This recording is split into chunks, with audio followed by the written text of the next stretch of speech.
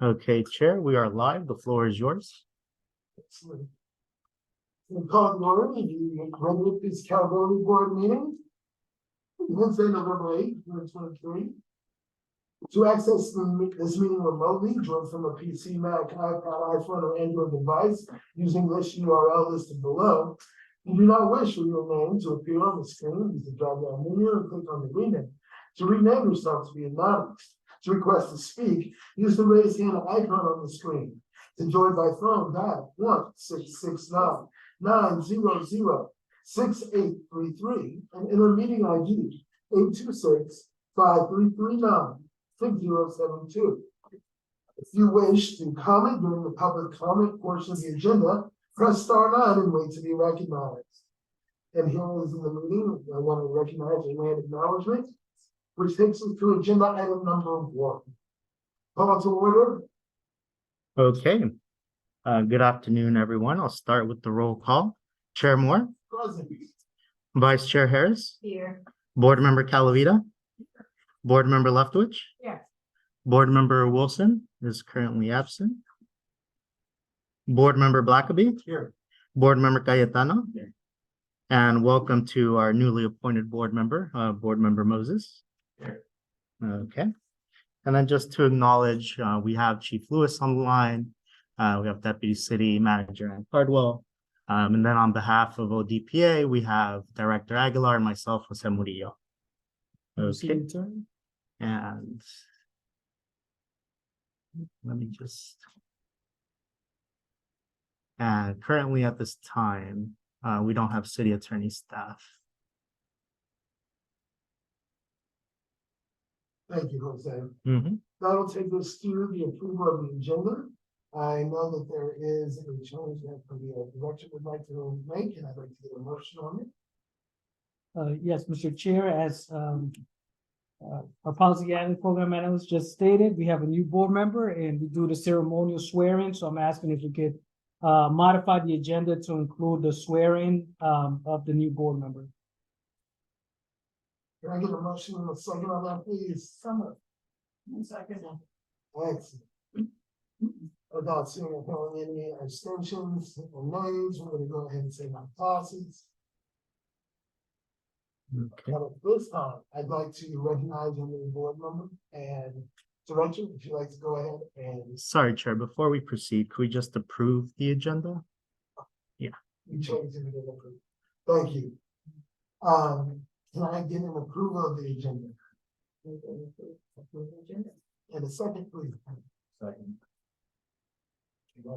Well, we did change it, so you want a roll call? Okay. Sure, I'll go ahead with the roll call. Now acknowledge for the record that Board Member Wilson is present. Okay. Chair Moore, Yes. Vice Chair Harris, Yes. Board Member Calavita, Yes. Board Member Leftwich, Yes. Board Member Wilson for the approval of the agenda. Perfect. Board Member Blackaby Yes. and Board Member Cayetano Yes. and Board Member Moses. Yes. Okay, so moved. So this time I'm going to give the floor over to the director. Welcome our new board member. Thank you. Board Member Moses, my name is Hansel Aguilar. I'm the Director of the Police Accountability Office, and I'm also the Secretary for the board. At the initial meeting of the board member, we do a ceremonial oath of confidentiality that you have already signed. If you could please stand up and then repeat after me, please. You raise your left hand. Right. Right hand, excuse me. Okay. So Exactly. I, Alexander Moses, I, Alexander Moses, do solemnly swear or affirm do solemnly swear or affirm that I will support and defend the Constitution that I will support and defend the Constitution of the United States of the United States and the Constitution of the State of California and the Constitution of the State of California against all enemies, against all enemies, foreign and domestic, foreign and domestic, that I will bear true faith that I will bear true faith and allegiance to the Constitution in allegiance to the Constitution of the United States of the United States and the Constitution of the State of California, and the Constitution of the State of California, that I take this obligation freely that I take this obligation freely without any mental reservation without any mental reservation or purpose of evasion, or purpose of evasion, and that I will well and that I will well and faithfully discharge and faithfully discharge the duties upon the duties upon which I am about to enter. which I am about to enter. I further swear or affirm I further swear or affirm that I will abide that I will abide by and maintain by and maintain the confidentiality the confidentiality of the personnel files of the personnel files of sworn employees of the police department of sworn employees of the police department and all other matters and all other matters that are confidential that are confidential pursuant to state and federal law. pursuant to state and federal law. Thank you, sir. Congratulations. Thank you so much. Welcome. Thank you. That takes us to agenda item number 3. That is public comment. I'm gonna go ahead and go to the right. Okay, thank you, Chair. Again, for the members of the public who are here physically and those attending virtually, speakers are generally allotted up to 3 minutes, but may be allotted less time if there are many speakers. You may comment on any matter within the board's jurisdiction at this time. With that said, do we have any speakers physically present who would like to provide public comment? We will start from your left to right. Sir? Okay. My name is Russell Bates. I've lived in Berkeley 50 years now. I've been a legal observer for the National Lawyers Guild and part of Berkeley Cop Watch for the last 27 years. What I want to talk about tonight is a couple things. Mental health, number one. I was present for about 4 or 5 hours yesterday at 7th and Harrison Street, where the people that were living there in tents and RVs and all that. Well, the Berkeley Fire Department was there, the Berkeley Police Department was there, the Berkeley Public Works Department was there. All three are unions. Now, the unions are being used to help destroy people's homes, take their property, enable the city to appease the businesses and the homeowners in the area by getting rid of people who are unsightly and, not well to do. Take down the property values, take down the moral values as well, apparently. One thing that I hope is being done is that I've experienced a lot of things since the Vietnam War in 1968, Vietnam Veterans Against the War in 1971. But I was taken aback yesterday at how emotionally traumatized I was by what I was seeing and what I was experiencing. I can only imagine what the officers, what the public works people, what the fire department people go through in their minds. They could not be as cold-hearted all the time as they appear to be sometimes. It's a front, I know, when you get home and say, oh my fucking God, what did you do? What happened? Why did you do that shit? It's got to be emphasized that it's manly, it's human, it's real. I just need help when you need help. God damn it. If you want to cry, cry. If you want to get angry, get angry. If you want to feel like shit, feel like shit. But when enough of that gets repressed for a great deal of time, they can lead to a rage that's almost uncontrollable sometimes. And can really, really dishearten you as a human being. So I'm just concerned for the people involved in situations like that, from the residents to the police department, it's surprising for me to say, and the fire department and the public works department. Please, please, please. When you send people to do that kind of stuff, go with them. So the leaders, so the head of public works, so the head of the city manager's office, head of the police unit, head of the fire department unit, get to experience some of what they're experiencing at that time. It's heartrending, it's heartbreaking, it's tough, and I feel for everybody involved in that, like, it's a tough job. So please keep that in mind. Thank you. And the next speaker? 3 minutes on the clock. Hi, Chief Lewis, is it? Can she hear me? Yes, everybody can call. Hi, I emailed you. Did you get an email from April Green? Did not respond. And generally, we're not Oh, responding to okay. comment. Well, I'm asking you, because I was here 2 weeks ago when Captain Durbin, I believe, was here. And he said he would make contact with me. And I left my number with Lieutenant Reese and he never followed through and called me. I'm coming today to ask for you to have your officer or one of your lieutenants or someone from your office, because I've left messages with your secretary. I've also emailed you asking for an investigation into Lieutenant Cummings. I believe that he took advantage of me and he allowed his officers on September 16th to write a false report against me to help my neighbors to try to obtain a fake restraining order that I am challenging right now. Prudent information was left out of that report, and I'm asking to get a phone call for someone so we can clear this up. Blackwell promised me that he would make the corrections in it because there's valuable things in that report that made me look like I threatened my neighbors when I didn't, when he listened to the county. So I'm asking you to have him call me. I've been a citizen here. I've been living in Berkeley 30 years. I knew these officers, Reeves, Cummings,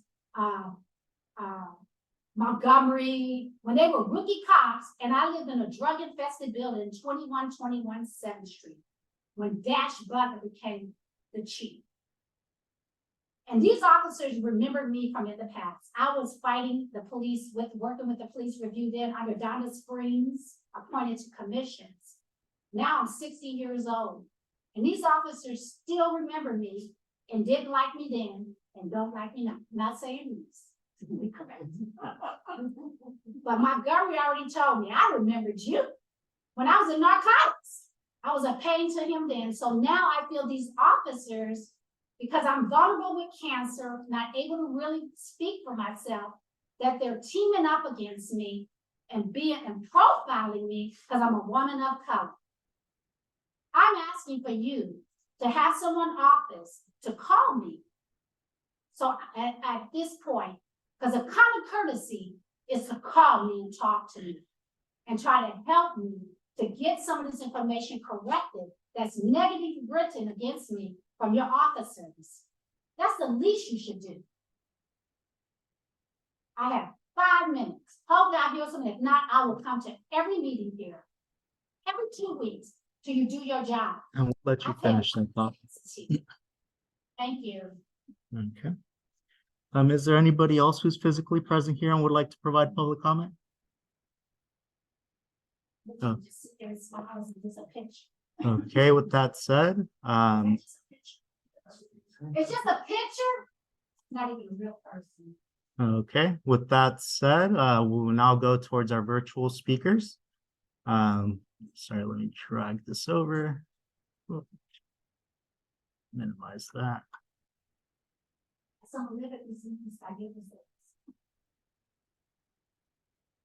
Okay, easier for me to see. Okay. Mr. Lippman, you now have permission to speak. You Yes, have good 3 evening. minutes on Thank the you. clock. Thank you very much, and good evening, all. And thank you for your service. I'm sorry, my name Mr. is Lippman, one moment. I'm sorry, could we just ask the members of the public to lower it down, please, so that we could hear the rest of the public comment? Thank you. I'm sorry, Mr. Lippman, proceed. Sure, thanks very much. Yeah, my name is George Lippman. I'm a former member of the Police Review Commission and former chair of the PRC. And I wanted to talk tonight briefly about this incident, a fatal incident that happened at down on 7th Street a couple days ago. I understand that it's very early days and that there's an investigation ongoing within the police department and the district attorney's office. But I have a specific question that I hope that the board can get an answer to very quickly, which is this. It has to do with body-worn cameras, and were they on and functioning and capturing footage during this incident. This is something that a number of community members have asked for. So I hope that you can get that answer to that quickly. I guess I want to point out that there's a lot of confusion about what the rights are and the powers are of this board and the office of the director. And there's a lot of conversation about the Police Officers Bill of Rights and so forth, and other laws of higher bodies, federal and state, that are cited to undermine the charter powers that the citizens of Berkeley voted for. Those laws are meant to prevent, in most cases, the cases we're talking about of getting data for the PAB, they don't apply. They're meant to protect the data of individual officers from getting into the hands of the public. Please remember, board members, you are not here as a member of the public. You are a member of the city government. You're a member of the investigative and disciplinary part of the city government, together with other aspects under the city manager. And you are entitled to, and especially by the charter, which was amended to give you extra power to see anything that you need to see from the city government, from the police department, and from all other departments in order to do your job. So this is something that you should easily be able to ask for and get. We are depending on you. We need your work. We appreciate your work. And please let's have a better process around this than around the last couple of scandals and incidents in which we never really got the information we need. Thanks very much. Okay. At this time, are there any additional virtual public speakers that would like to provide public comment? Chair, at this time, I see no additional hands raised. Excellent. It takes us to agenda item number 4, approval of the minutes.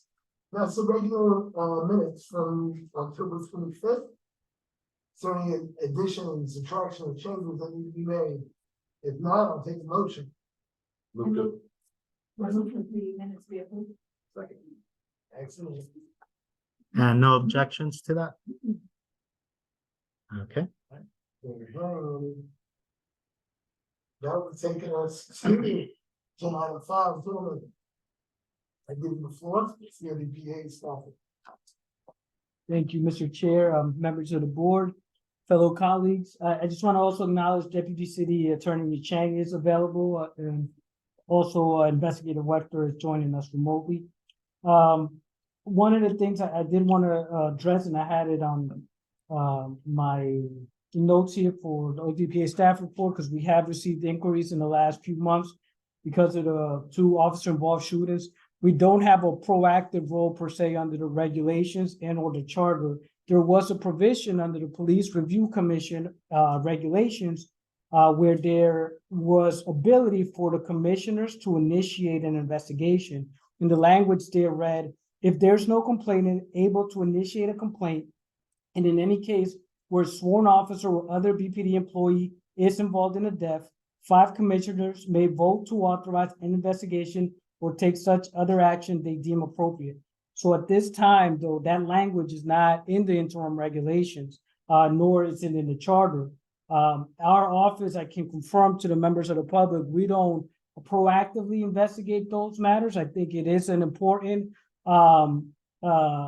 matter that oversight entities should be involved in other jurisdictions.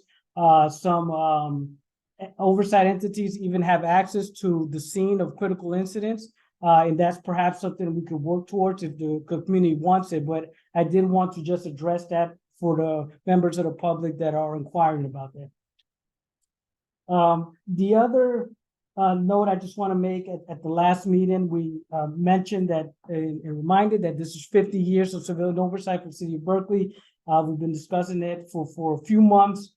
And we had ambitiously tried to keep our initial date of December 9th, but we have too many conflicting and priorities at this time, and we want to do it correctly. So we're pushing back that event until the new year, and it's designated the date right before the Friday before Martin Luther King Day. We'll send out official notices for that, but I just wanted to make that public information at this time.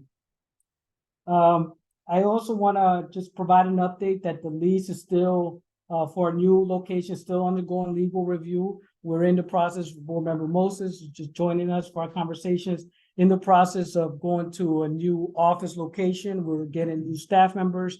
In fact, we're getting an investigator joining us next week. We still have a data analyst on the way, and we still need to replace our admin that retired earlier this year. So the board members have been to our office, have noticed our limited space, and we're looking for a space that can accommodate our needs for the board in the office.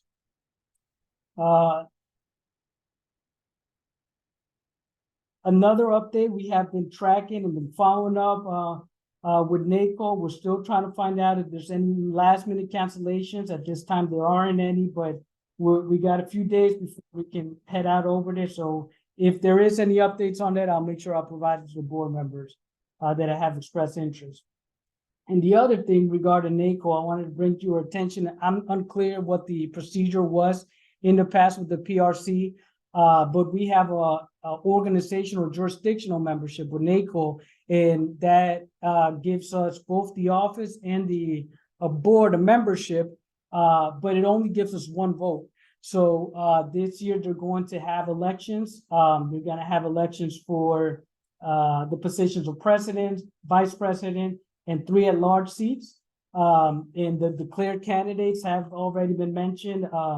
Mr. Anthony Fennell, Ms. Florence Finkel, Mr. George Perez-Velez, who is a member of the City of Berkeley community and a past PRC commissioner, Kim Neal, Ms. Kim Neal, Mr. Edward Harness, and Mr. Ferenc Caroly. So those are the members. Because we haven't created a path for what that vote looks like, there's only one vote between the jurisdictions. I would ask if the board could authorize the chair who's be attending NACO and myself as the designee for the office to come into agreement of what votes will represent the city of Berkeley at that. So if the chair would like to seek a motion for that official ask. Yeah, so I'm gonna ask for the proxy vote, for you guys to give us the power to be your proxy and vote for these positions from the board. So that's my ask. If I can get A second. a second, that'd be great. Second. All right. Anybody who is against this idea? All right, so we can go ahead and say that passes. Okay. And I commit in the future to giving some sort of recommendations that we can formalize that process a little bit better, and so we can negotiate formally how that looks like.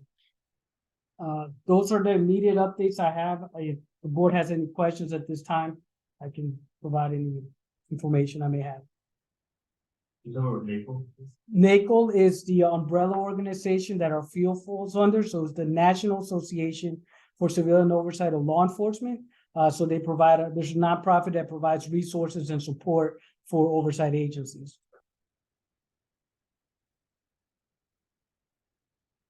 Any other questions for the director?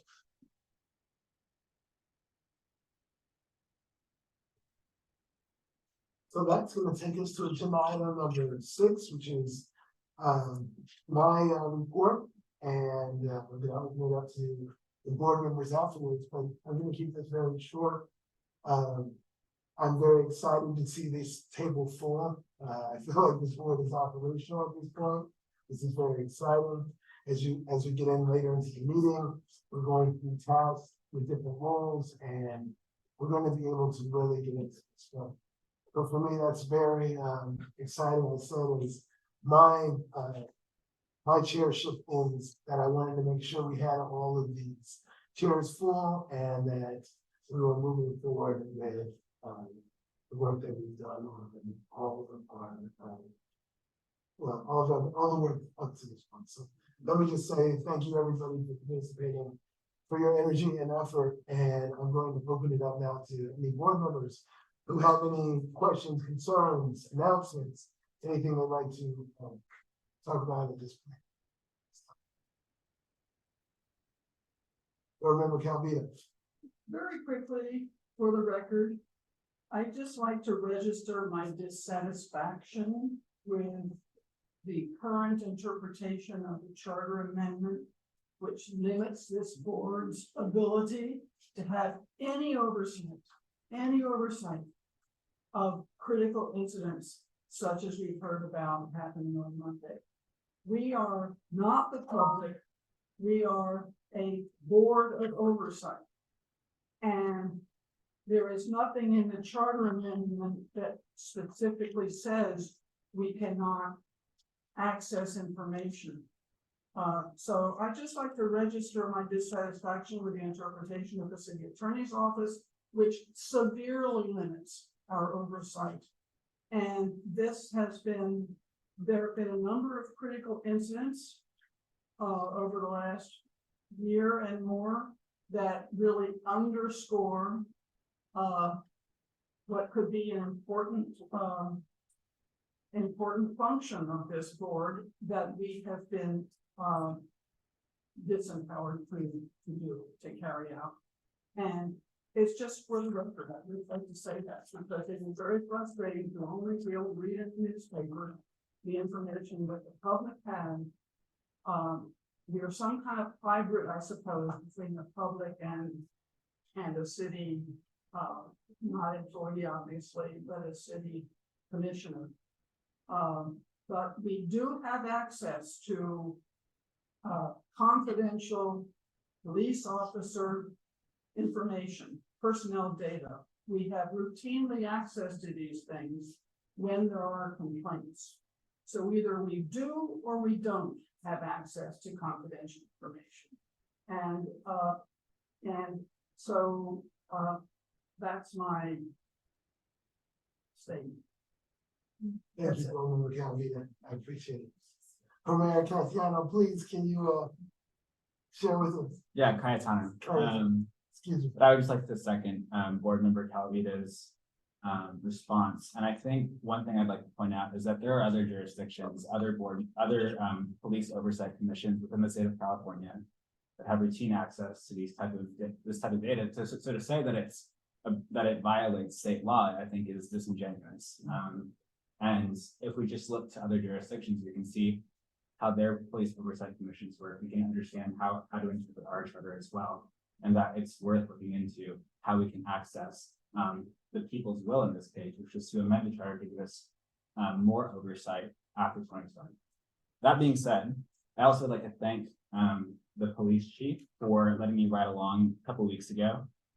Thank Lieutenant Reese and Lieutenant Cummings, Sergeant Quezada, and Lieutenant Rittenhouse for facilitating that. And I would also like to signal that I'm interested in hearing the police chief's report on the incident that happened earlier and knowing what the timeline is that we're looking for since we can't access this type of information. Thank you. Any other board members at this time? You sure? That being said, we're gonna open this up to the chief. Then item number 7. Hello, Chief Lewis, you have the floor. Good evening. Thanks, everyone. Real quick, I know this is not typically a back and forth with public comment, but I did want to respond to Ms. Green since she's in the room. I know feels very passionate about her matter, and just let her know that I did receive her. Is she still there? Here. Great. Yes. I did receive her email and assigned it to our Internal Affairs Bureau, who will reach out directly. And she's got to reply back in her email letting her know that information. But thank you for giving me a moment to do that first. I did want to start my comments today with a quick talk about staffing. I know I usually rattle off some staffing numbers to you. Today I wanted to talk a little bit more about just sort of overall how we're looking. We've been doing different things around recruitment, looking at different technologies and looking at ways to connect with our community and the next generations that we want to draw to our profession, and have seen some good successes in some of the other creative ways that we've started to work on recruitment and retention. I'm happy to report that today I learned that we've hit the 15% mark for women in our department. That sounds low, but it's up from national averages, and it's a positive step towards our goal of meeting a national initiative called 30 by 30, which is an initiative that looks to have women reflected in law enforcement at 30% by the year 2030, recognizing the value that not only women, but diverse members of our community bring, experiences that they bring to the work, and the impact that that can have on growing and improving the law enforcement and public safety for our community. I wanted to also share that later this week, I'll be sending to Director Aguilar our most recent early warning system audit report, our quarterly report that will be shared with the board.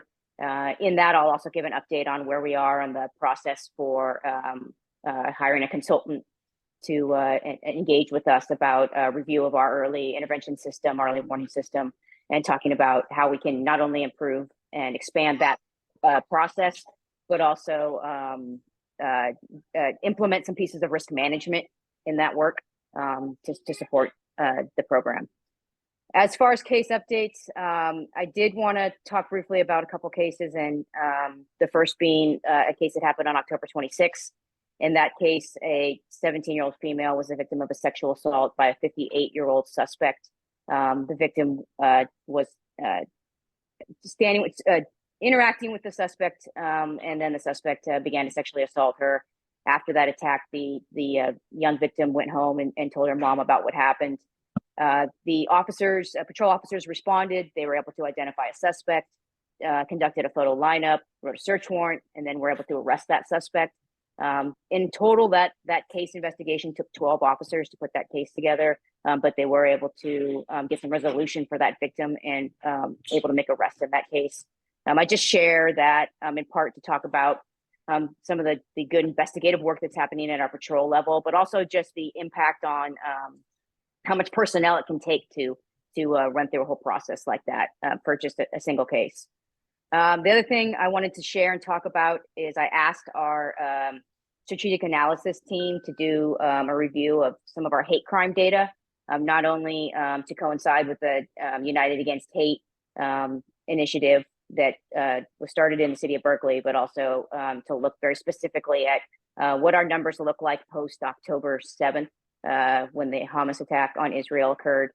And just to share a little bit of background, in 2021, there was a spike in reported hate crimes. There's been a lot of discussion, and we're not the only area or city in the region that experienced that, but there was hate crimes went up. We talked a lot about that being connected in part to post-COVID, additional education and opening of ability for people to report those crimes. So we don't attribute necessarily that there was a change in hate crimes. We think we're just gathering more data. In 2021, there was a spike. At that point, most of the reported hate crimes, the most common bias was anti-Black as the motivation, followed by anti-Jewish, and then anti-LGBTQ.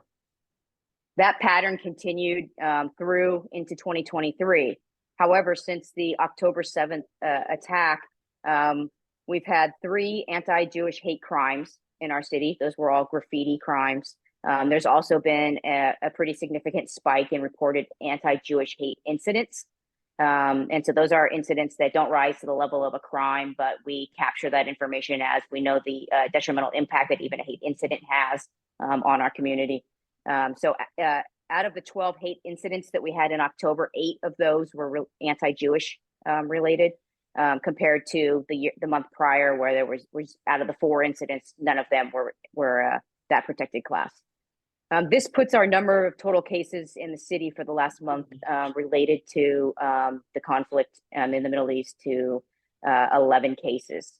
As far as our year-to-date total of cases, we have 34 hate crimes for the year. That's 1 up from where we were at this time last year. Okay, so finally, as it's been discussed, on Monday, past Monday, in the early morning hours, members of our department were responding to a crime in progress, and a officer involved shooting occurred. I prepared the information that I at this point can release publicly, provided that to Director Aguilar, and asked that information be shared with the board. While I can't answer specific questions about facts of the case, if there's procedural questions that I can answer, I'm happy to take those and either answer them or get an answer for the board.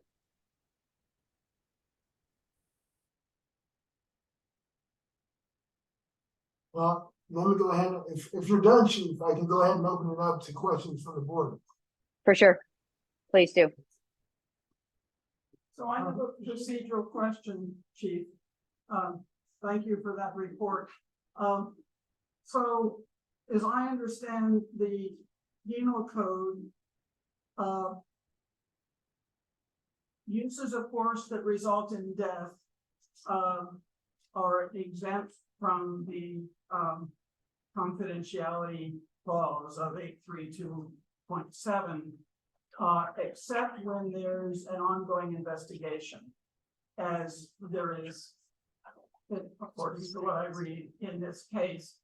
So, and I believe that it's 45 days after an incident such as this that the public can receive additional information. Is that your understanding of what the penal code says about a situation like this?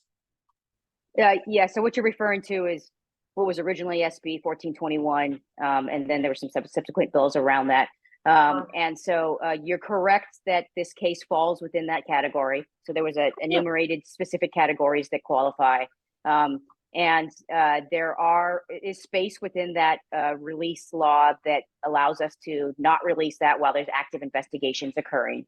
What does occur at the 45-day mark is a specific call out that at that point in time, audio, video, which includes body-worn camera footage, is subject to release.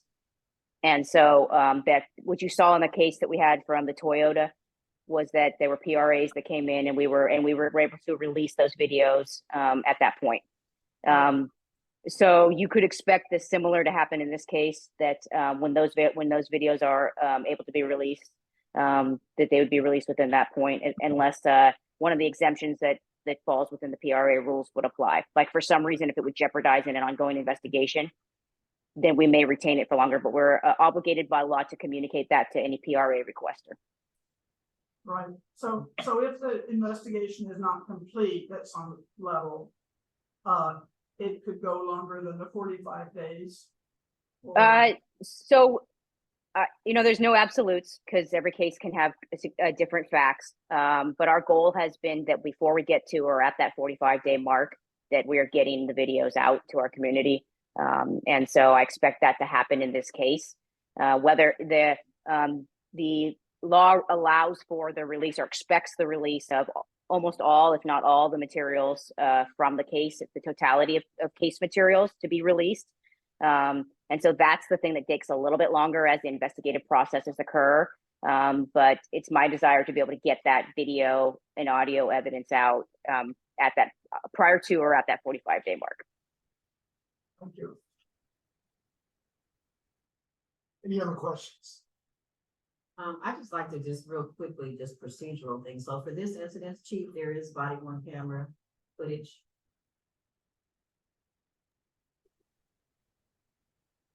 So, I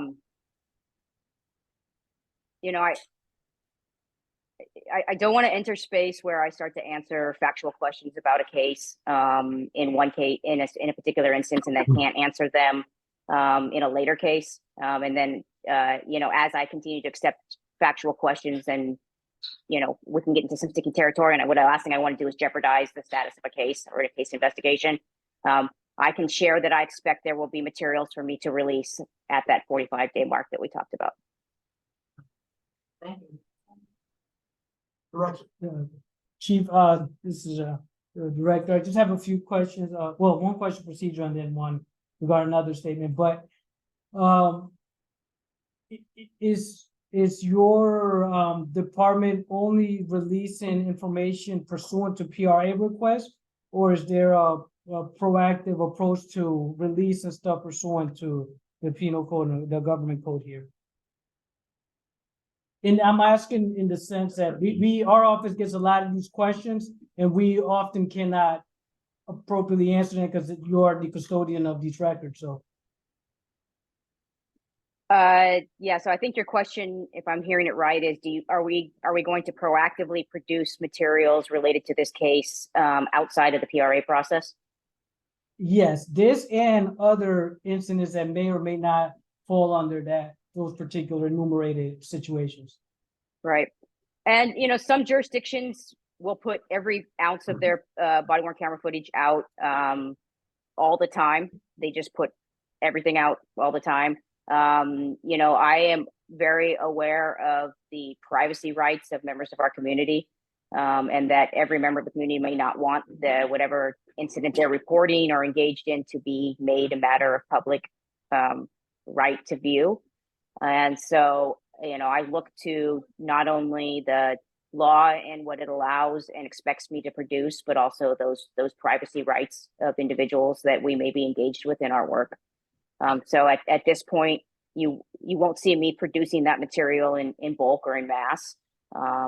Again, I recognize the value and importance of us producing enough information or sharing enough information and being as transparent as possible in what occurred. And so you've seen us move toward producing critical incident video when we have something that we think is of great community concern that they might want to have a deeper understanding of facts. And so you can expect that would likely be the case in this instance as well. And of course, we're going to follow all the rules around PRAs and what's we're expected to produce. Thank you. And the other question unrelated to this was regarding the 15% women in the department. Is that sworn employees only or sworn and non-sworn? Yeah, that's sworn. Thank you for that clarification. Thank you. Board Member Lethbridge. Chief, I just wanted to ask you about two things that Captain Durbin agreed to follow up regarding at the last meeting. One was the status of the department's revisions to the body worn camera policy. We had a subcommittee and we were working with Captain Okies and Sergeant Ledoux and had several productive meetings. And then we were told that the department had decided to embark on its own revisions to the policy, so we should hold off. And it's been a few months now. That's not my understanding. My recollection is last week, Lieutenant Cummings told me that you guys had your final subcommittee meeting. I mean, a week and a half ago, that you had your final subcommittee or were having a final meeting, and that they had captured all of the information that the subcommittee had landed on, all the requests. Maybe he was speaking of an internal meeting. But what I expected to be delivered to me soon was all the recommendations of the board of the subcommittee to look at in line with the internal recommendations as we began to develop that policy. No, actually, we had stopped meeting a few months ago because we were told that the department was going to do its own revisions and it would take our concerns into consideration, but that it would send us a copy of the new policy for us to review when it was ready. And when I checked in a few times over the last month or so, I was just told it isn't ready yet. It isn't ready yet. So we have not had a final meeting. We've just put everything on hold. Okay, let me check back in. I apologize that Captain Durbin and I aren't giving you a clear answer. Let me check back in. When they were telling me that, what I was hearing was that the subcommittee was still meeting and that this process was still ongoing. Let me check back in tomorrow and see what I can find out. Okay, And I just like to, could I just chime in on that? Yeah, so I think that it was my understanding, I'm the chair of that committee, that Lieutenant Cummings was actually he was setting up another committee within the department with some of the members because he wanted some of the members to be involved in some of the changes that we were suggesting. So I think there's an internal committee. Okay. And my apologies when I was hearing him talk about the committee meeting or the meeting, I was assuming that your committee was going on. I wasn't aware that those committee meetings, your subcommittee, the PAB subcommittee meetings had ended. Let me check in on the status of that. I'll talk with Captain Durbin tomorrow, and I'll come back with a better timeline about where we are in that process. Thank you. you. And then the second thing was just you had provided us a list of all the new policies that the department had enacted since the inception of the PAB. And that list included about 100 different policies. And when I expressed some concern about that, because I really was interested in lexical policies because the PRC was very active working with the department on the transfer or the conversion of BPD policies to lexical policies. And we've been so busy with the regulations that we haven't been able to do that for a few years. And so when we met last week, Captain Durbin said, well, actually, it isn't 100 new lexical policies. There are some other things within that. And I said, well, it'd be great if you could just whittle down that list for us. So segregate out the lexical policies. And he said, and some of the policies aren't even very significant. And so I just wanted to follow up on that because I think the board is concerned that we're so far behind, and it would be really helpful if on your end you could provide some more information about which are lexical policies and which you deem more important than others as far as non-lexical policies. Yeah, so and I might not get this exactly right, but we are moving all of our general orders to lexical policies, right? My understanding is I think we have like 8 to 11 left that are still GOs that are going to get moved over to lexical. When you see 100 new policies or policies updated in your list of since inception of PAB, there's that many new policies. That could be as simple as a legislative change happened and we had to add a different penal code section to a policy, right? And it gets reissued, or there was a grammatical error was discovered and it was re-upped. And that's why whenever we have not all policies that we quote unquote change rise to the level of a substantive change, or there were some changes we made where it was correcting gender pronouns or removing gender pronouns and going to they or them in policies and things like that. And so the system way it's set now is that no policy gets issued to any member of our department without it at the same time the Office of the Director of Police Accountability gets that. There's I think 3 or 4 different people in that office that get that same alert that the officers get that a policy's been updated. As far as like significant policy updates, and then the other thing too, just to remember is that, for example, with some of the surveillance use things, one thing like ALPRs might have 3 policies. There's a use policy, there's a surveillance use policy, and then there's just like the changes to the departmental. So it might sound like 100, but it might whittle down to a lot less than that when you really get into it. So as far as like if you're asking, what policies have been changed in the last year and a half that would be of significance to the PAB, I'm happy to take a look at that list. I don't know that I'll land on all the ones that you would find significant. But certainly, I've been very clear that when we have ones coming that I know will be an issue, like if we had to open up our force policy or our body worn camera policy, right? If we were doing some edits to that, it's like, I'm pretty clear that that's one that the PAB would very much care about and want to either see the subcommittee or have input or evaluation on. Like, it's not my desire to push out a policy in secret and then you have to exercise your right to open it up and see the committee. I mean, I'd rather us work through what the issues are before we reissue that. It's confusing to officers to see and stressful for them to see like multiple iterations of a policy at the same time. At that same time, the number and the rate at which we have to push out some of our policies, I don't have the space and time to wait to give it to your committee and for you to decide whether or not you want to review it or not. So it's a little bit of a funky process. We've talked about that a little bit. My commitment to you is that when I'm clear one is going to be of contention or issue or concern, that I want to raise my hand and say, hey, here's one coming. That's the plan. And, I'd be happy if you want me to accept a list where you say like, hey, here's our top 10, that if you're planning on making any changes to these, we'd like to be notified. I'm certainly open to entertaining that also. What would be really helpful is if we could have some sort of annotation of that list saying, minor typos or something. And the main concern was the conversion of the BPD policies to lexical policies, because based on my experience, that process a lot can, the baby can get lost in the bathwater and Yeah. the automatic conversion can be problematic. So those are the I- main, the brand new. I not completely, the yeah, update. I'm sorry. Go ahead. Not that, we updated it to change the penal code section, something like that. Right. It's more, yeah. it's a brand new conversion. If I'm being clear. Well, I mean, some of the conversions were, we took the general order and forced it into the lexical format. So there's not substantive change, but it's going to look different, right? Because we had to move sections around. I got to be honest with you. I don't have the staff time to ask them to go back through those 100 policies and figure out what the exact changes were on each one of them. That's not how I can prioritize my staff's time right now. Like I said, I'm happy to hear from you, here's our ones we're most concerned about. Have you made any substantive changes to those? And or for me to be committed to, if I know that one's going to be of concern, to kind of call that out. But I can't ask my staff, who's already stretched thin in all of their administrative tasks, to go back and go through that list.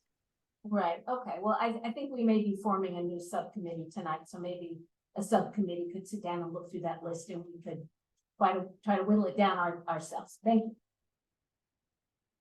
Director. Chief, sorry, one other question that slipped my mind, and it was reminded to it on the topic of body worn cameras. I understand yesterday, I don't know if it was you or some of your designee, I didn't unfortunately make it to that part of the city council agenda. There was a presentation on the report for surveillance technologies. That's one of the reports that actually doesn't go through the PAB for review under the ordinance.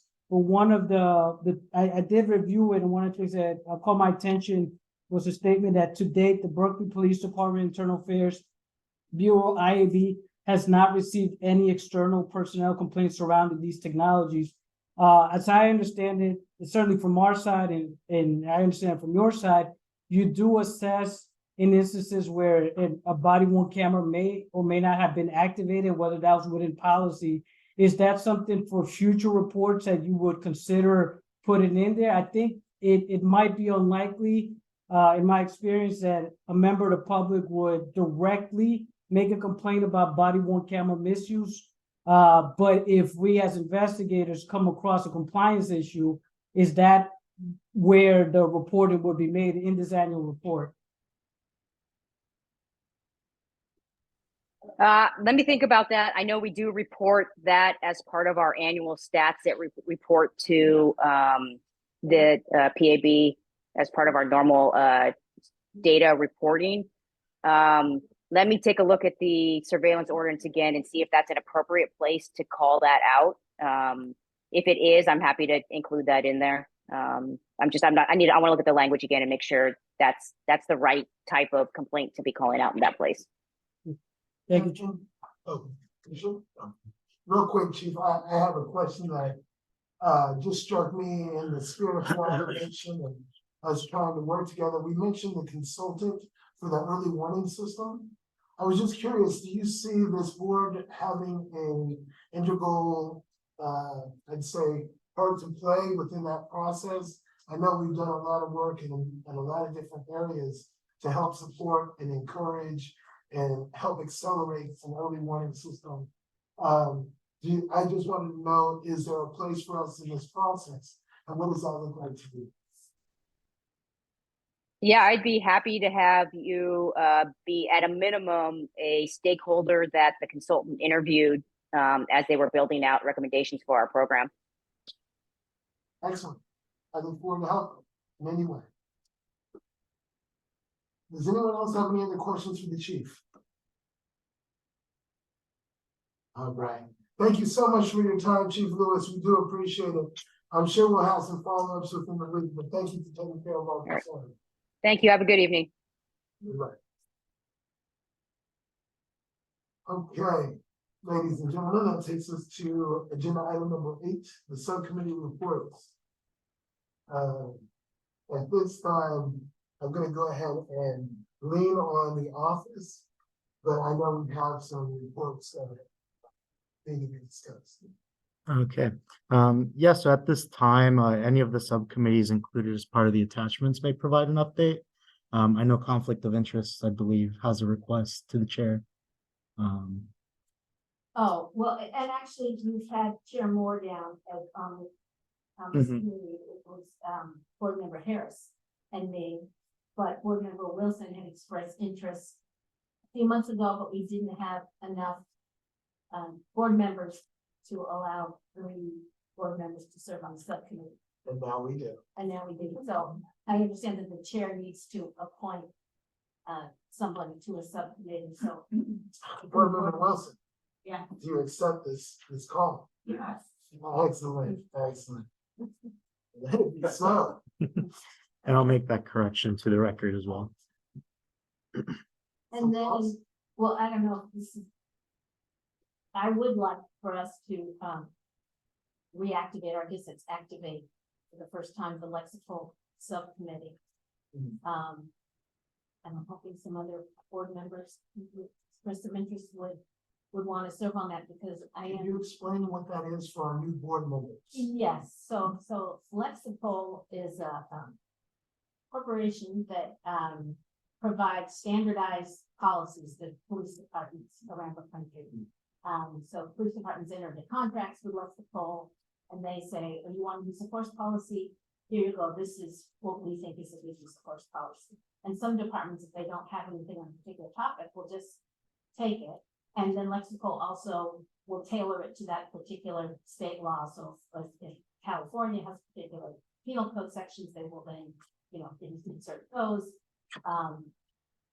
And so it's a service that they provide the police departments, and then they update it. So if California law changes, then they will alert the department that, oh, the penal code section, actually now it's this and it's been tweaked.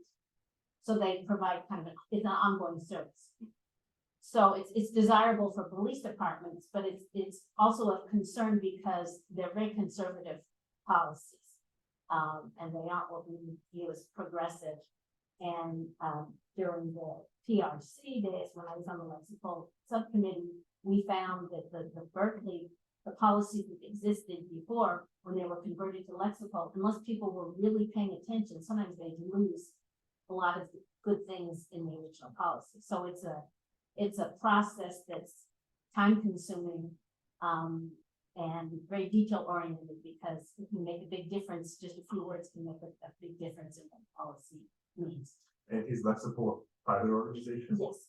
That is, in essence, providing pre-written, generalized policies. And what was the conversion process that you mentioned there? So there were Berkeley specific policies that were written and that were then transitioned to generic. Well, all of them, and the chief was saying, I think she said there's only 8 of them or something that haven't been completely converted to Lexipol. And so they wanted to get that conversion done, because that was what the city decided to do, and they've been paying Lexipol.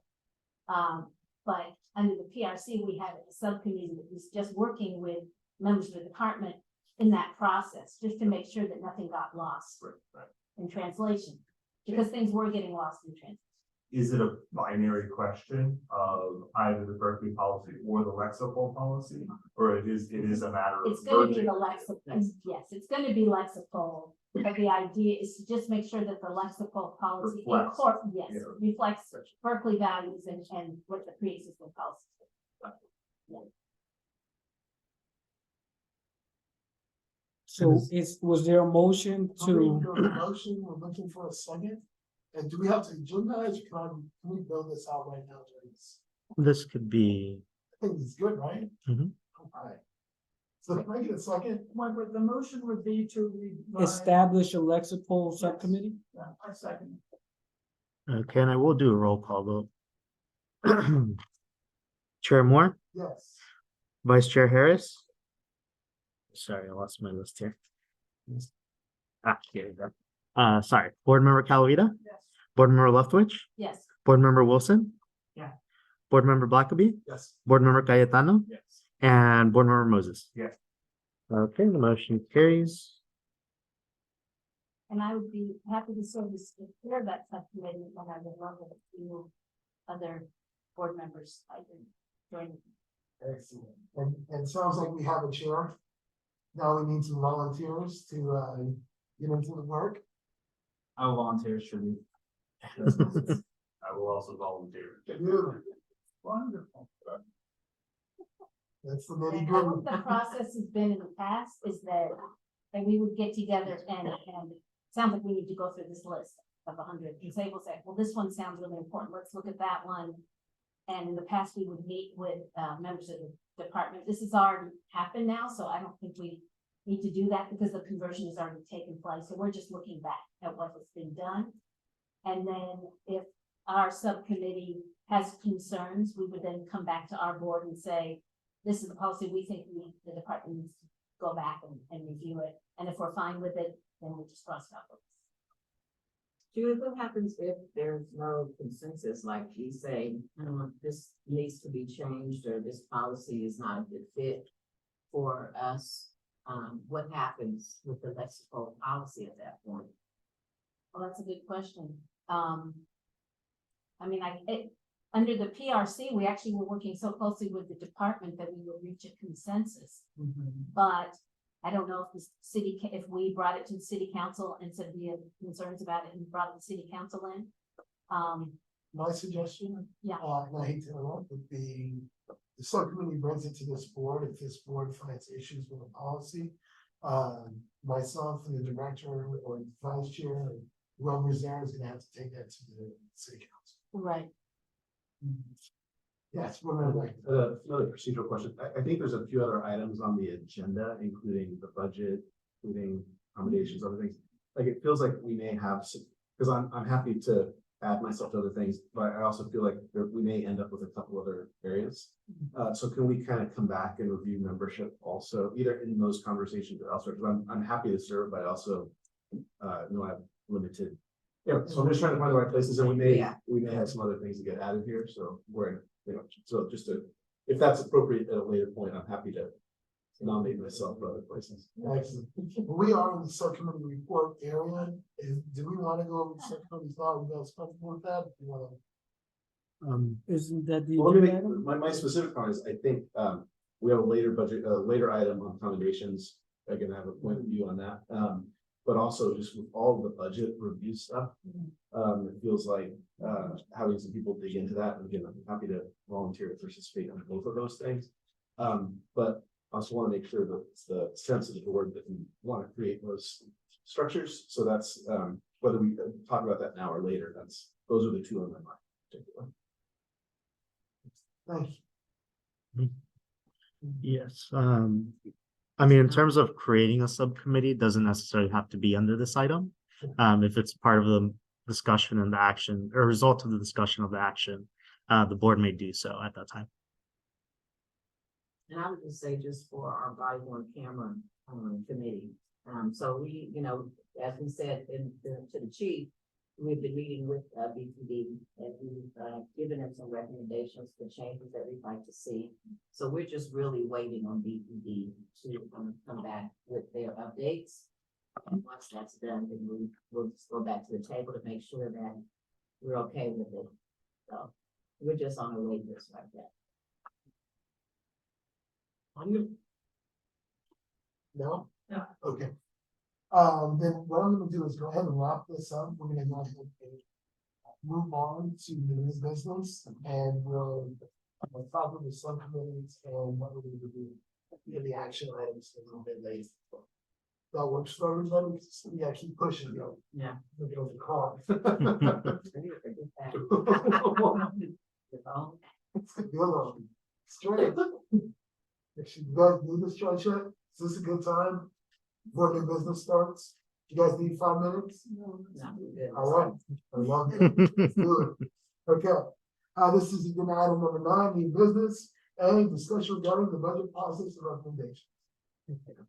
Mr. Chair, I invited our deputy city manager, Ms. Ann Cardwell, who's our liaison from the city manager's office. She was introduced earlier this year, and she has been keeping up and working with me to make sure that we're getting the support we need within the city manager's office structure. And one of the things that's have expressed a few months back that you have an interest of reviewing or exercising your duties to review the police department budget. To aid you in that discussion, we invited the city manager's office to just give us an overview of what the budget process looks like in the city. So go ahead and give the floor to you. Great, thank you so much. I'm Ann Cardwell, Deputy City Manager, and thank you very much for having me here. And so, yeah, the slides I have for tonight are a very high-level overview of the city's budget process and how that typically works. I did take a stab at including some slides that I think specifically address this board's role and how, just kind of initially we would see that entering in. But I really would like to couch this as hopefully an ongoing conversation as we all enter into the budget process. I'm happy to continue to work with you all, bring along our budget manager, Sharon. She wasn't able to come tonight. That's why you have me. So I'm sure you'll have questions, hopefully many of which I can answer. If I can't, I absolutely will take them all down and get with Sharon, get with the chief to the extent that I might need to, and then get back to Hansel. But certainly want to make it clear that I'm happy to, come back to future meetings to keep the conversation going. So if you want to go ahead and jump in, and so here's what I kind of plan to cover. Because, and I'm not sure how much folks are familiar with city budget process. So if you want me to speed it up, just definitely let me know.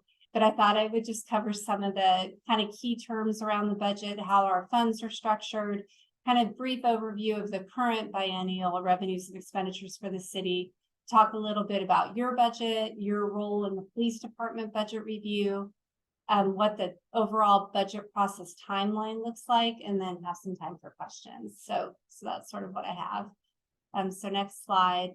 As probably most of you are familiar, in city land and probably in a lot of organizations, the budget is our plan for coordinating our resources and expenditures with the goal of addressing the priorities as set by council. So really the budget kind of becomes a work plan for the next 2 years of how we intend to accomplish the priorities the governing body sets out. Next slide. Of course, there's other reasons for having a budget, including that it's required by our city charter, state law. We are also expected to have a balanced budget. It helps to establish all our fiscal controls. And it also is a document that will give more information about each department's operations and functions, what the statement of our policy implementation. And next slide. So typically a budget is looking at revenues and expenditures over a 12-month period, which is the fiscal year, which for the city is from July 1 through June 30th. Some cities just do a one fiscal year budget. Some do two, we do two. So it's a biennial budget. Revenue is just, the definition for that is basically the income we bring in through a variety of sources. Expenditures are all our costs related to personnel, goods, services. What you'll often see in, government, local government, that personnel cost is going to be the bulk of the budget, because that's what we are. We're people, we're providing services. We're not, creating products so much. So you'll see a lot of that cost in the payroll. Also, in city budgets, you'll have different funds with separate accounting structures and their own revenue expenditures broken out. And so, for example, the city of Berkeley has over 200 funds. Next slide. In terms of a balanced budget, kind of the simple definition is that our expenditures are equal to or less than revenues. If revenues do not cover current year's expenses, savings from a prior year can be used as a carryover, although with the caution that that's not a sustainable approach, and we typically encourage that carryover funds be used for one-time purposes. Since, for example, if you're using it to fund a position, it might work for a year, but then the next year you're going to come up short. The fund balance is the net of expenditures and revenues. Reserves refers to a portion of fund balance that the city sets aside for future costs. And you'll often see that cities have different policies about how much they would like to see in reserves. Deficit is when, your expenditures exceed your revenues. And then unfunded liabilities refers to those obligations an organization has where we don't have 100% of the funding right this minute. But we need to plan for how we're going to meet that obligation into the future. So, the immediate example that typically comes to mind is CalPERS. That's a ongoing obligation that we're constantly having to plan for and think about as we are crafting our budgets. Next slide. These are different components of a budget. Typically, you're going to see a CIP program, which is a multi-year spending plan for infrastructure improvements and large-scale projects. Typically, cities will do a 5-year CIP and then update it at the time that they're doing their budget. The operating budget is more that work plan I was referring to for the 2-year period, which outlines all the expenditures, what's anticipated in terms of revenues. Here, and a lot of cities do this too, is where they will, in most instances, your priorities, the things you'd like to accomplish exceed what you have funding for. And so oftentimes you'll see cities doing priorities in different, organize that in different ways. But here it's referred to as tier funding to sort of help prioritize what we want to tackle first and what we want to dedicate funding to. You'll often see FTE referenced.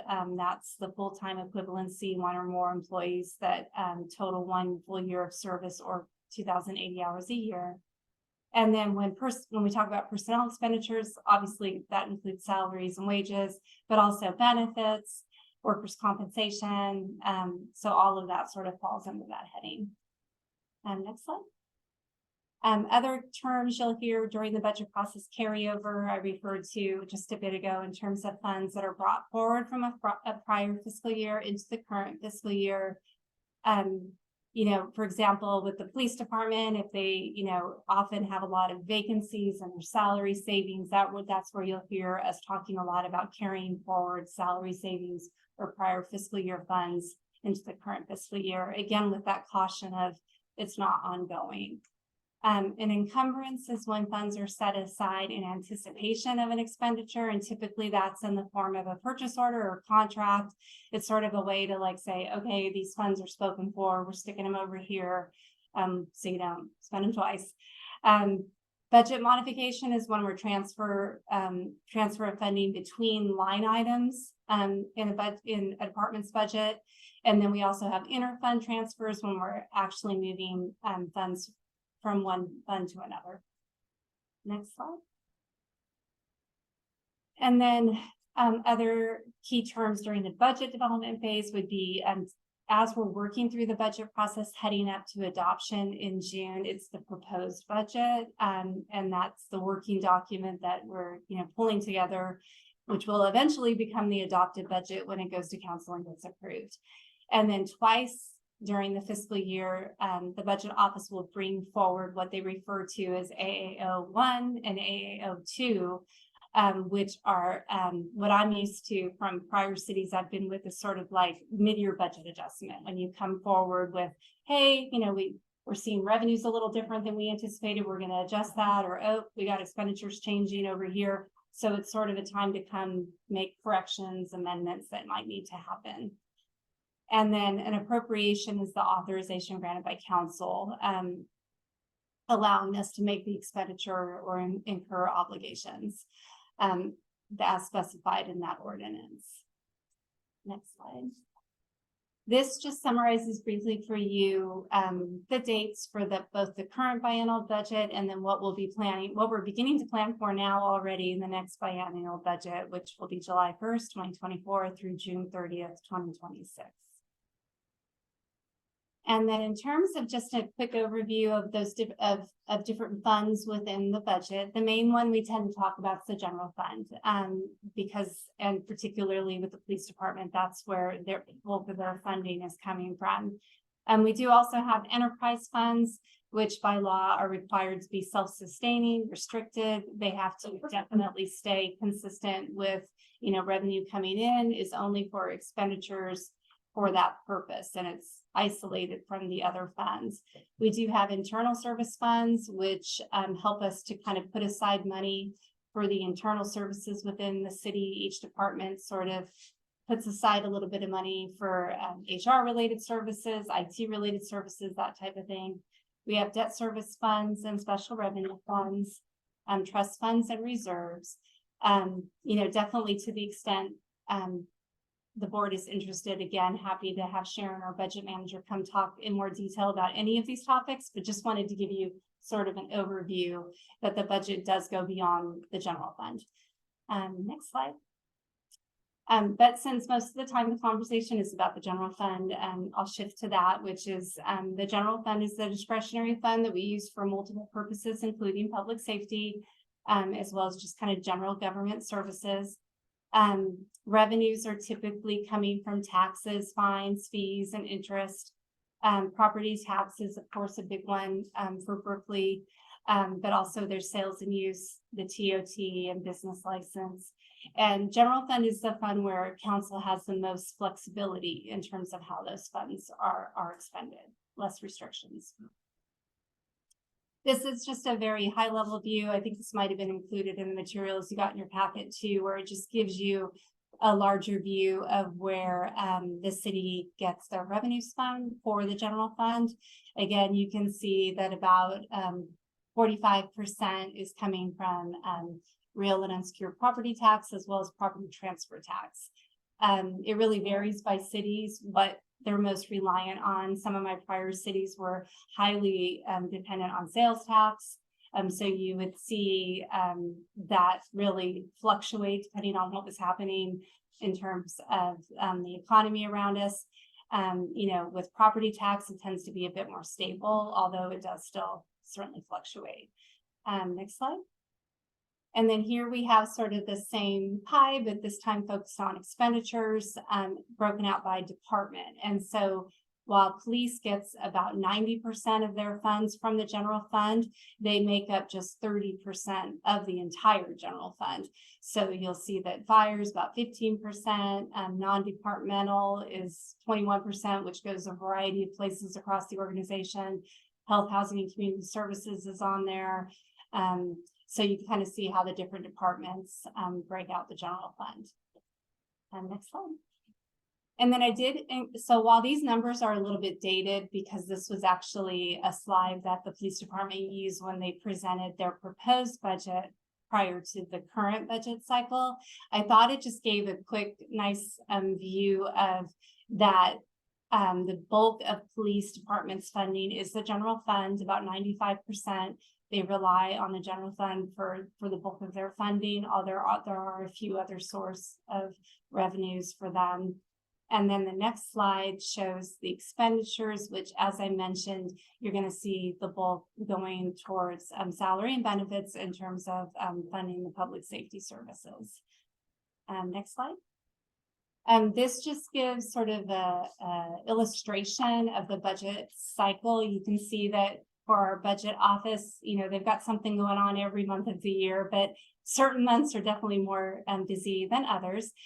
Even though the budget won't be adopted till June, we are kicking things off now with this month, the budget office giving the department their instructions or guidelines for how to proceed through the budget process.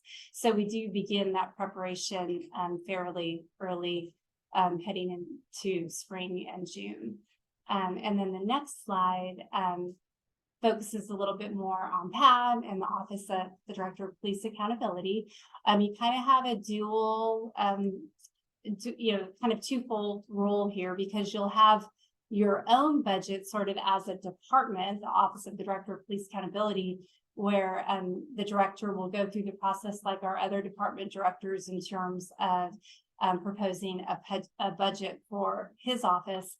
But then also, and that will also include costs related to the PAB, but then also the PAB is tasked with the review of the police department's budget. And I took a little excerpt from the charter, which I'm sure you're all familiar with, that gives you that ability to review and make recommendations to the city council regarding the police department's budget. And it notes that the chief needs to submit to you all a final budget proposal for review and recommendations. It does note that, it can't hold up the process, obviously, but that you absolutely have that opportunity to take a look at what she's proposing and then provide your recommendations. Question just on that, on that last slide real quick. Is there any kind of expectation of how much time we get in that? Because again, should we do, I just want to, and maybe we'll come to the time in a Yes. second, but I just want to make that. Yep, and actually next slide will start to give you a sense of We were working on that together, so I'll just. Yeah. So this is kind of the big picture timeline just for all the departments, just so you can kind of see from like Google Earth view, what it looks like is that currently the budget office is putting together the guidelines and letting departments know, pretty much the information I'm sharing with you in terms of what's expected. And then departments will submit their proposed budgets to our budget office in December. And then the budget office will review them and kind of address any questions they have, make any corrections they need to make in collaboration with the department. And then from January to March, each department, along with the budget office, will sit down with our city manager and present the proposed budget by the department. And it gives her a chance to review, ask her questions, make adjustments that she feels are necessary. And then she proposes a budget to council in May. And I believe that's required by the city's charter, that she has a certain day in May by which she just has to provide them like a draft budget. But then we have a process that happens during May and June where there will be a number of meetings with both the Budget and Finance Policy Committee and then the City Council, where there'll be much discussion about the budget, an opportunity for the community to provide input, an opportunity for the council to ask questions.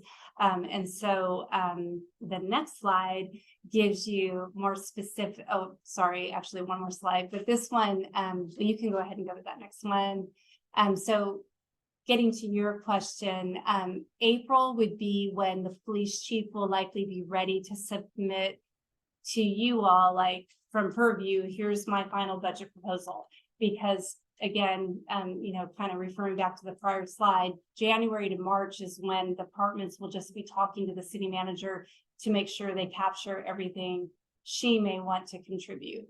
And then where you will most likely have a lot of opportunity to provide recommendations and input is in those Budget and Finance Committee meetings in May will be very key, as well as the council meetings. And so on the next slide, what I've done is I went ahead and listed all the meeting dates. You'll see actually that the Budget and Finance conversation will start as early as April 18th with department presentations to that committee.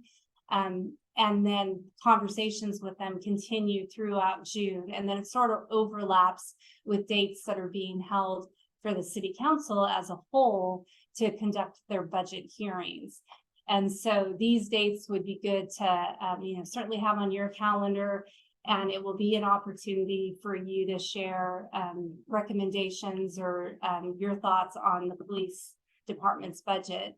And then also, in conversations with both our budget manager and the chief, I'm sure even before you get that final proposed budget from the chief, you may have lots of questions about just like kind of what's in the current police budget, so we can make sure we're understanding what we're likely to be looking at soon.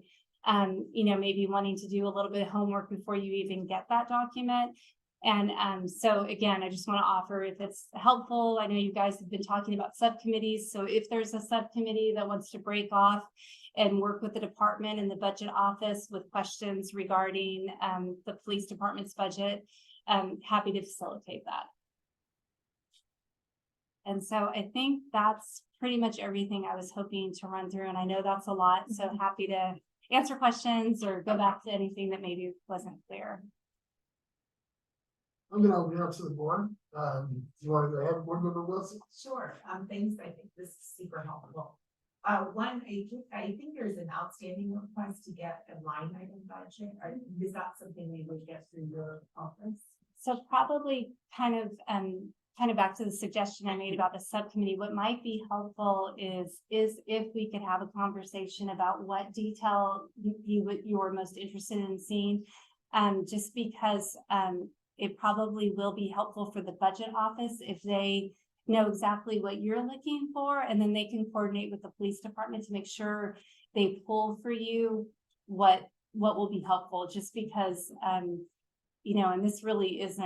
this is really more like sort of challenge of the fiscal system we have, or our financial system. We can't just kind of like hit a button and get the detailed budget. We kind of have to put in a lot of fields of what you're looking for specifically. So happy to delve into that with you. But I think in chatting with our budget manager this morning, she was saying probably what would be helpful is to have a conversation with what expenditures you're most interested in being able to see. And then that can help them produce a detailed report for you that will make sense and be helpful. Okay, and then just one more question, the budget amendment processes, I think, so there's two, through the other called something else, right? AAO 1 and AAO 2. So would that be an opportunity, for example, for us or the OPA to come forward to say, we want to hire a new position or get a consultant? We weren't able to get that into the original budget cycle that we want to see. Yes, so I believe, and again, this is my first year in Berkeley, so I'm learning a little bit about their process as well. But from what I understand, AAO 1 is more focused on reconciling year end that is closing around that same time, as well as capturing carryovers from departments. AAO 2 is the one that you're asking about, where you will see departments come forward with, oh wait, I need to hire a consultant for this project, or oh, it turns out we need this different position. So my understanding is it's that second AAO 2 where you'll see those types of requests from departments. And do you know what time of year that is? It's like the fall? So the AAO 1 is typically in November, and this one is going to go in December, and then the AAO 2 is actually going to be in May.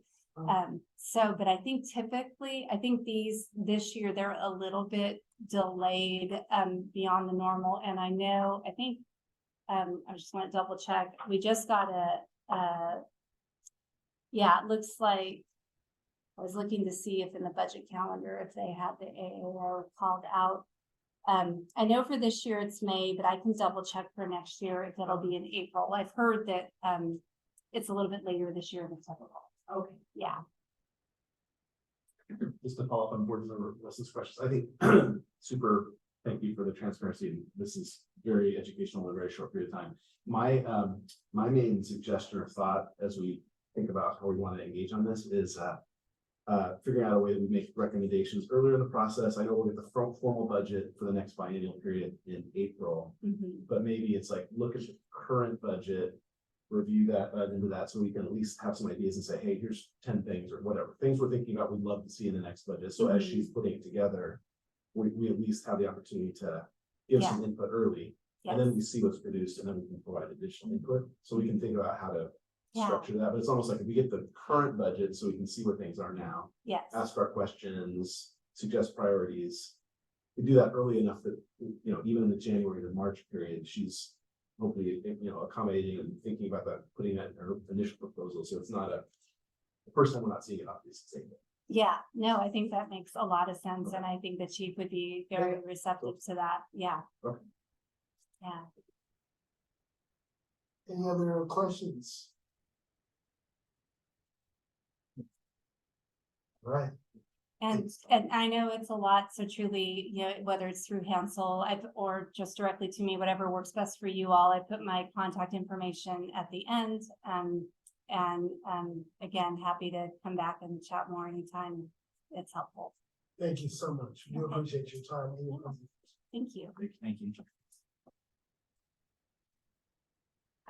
That takes us to staff Rex for the budget. Yes. And I'll be brief I did prepare just a companion PowerPoint for the memo that's in the packet. I just want to put some just gentle disclaimers or that it wasn't supposed to be a comprehensive recommendations. We can't, and we told you in the memo we don't have the line item budget at this time, so it's difficult for us. But we wanted to at least guide you though to different priorities and principles that are within the city and also nationally that you should consider. Some of the things that I've seen in different jurisdictions, and the city of Berkeley is also not immune to this, but there's a lot of important initiatives and priorities and have great values, but sometimes there's a disconnect in how that looks in the budget. So if you could advance to the next slide. What I was working with, and we're still advancing this project with our policy analyst, Ms. Berger. We have identified the frameworks that the city has been using, reimagining 21st century to some extent, and the fair and impartial policing. I'm so sorry to interrupt you, but I think I know we're in 9. We just did the budget overview by the deputy city manager. Then we had staff recommendations for ODPA budget and the PAB budget, and then the observations and considerations for the review of the BPD budget. I think what you're talking about right now is that last item.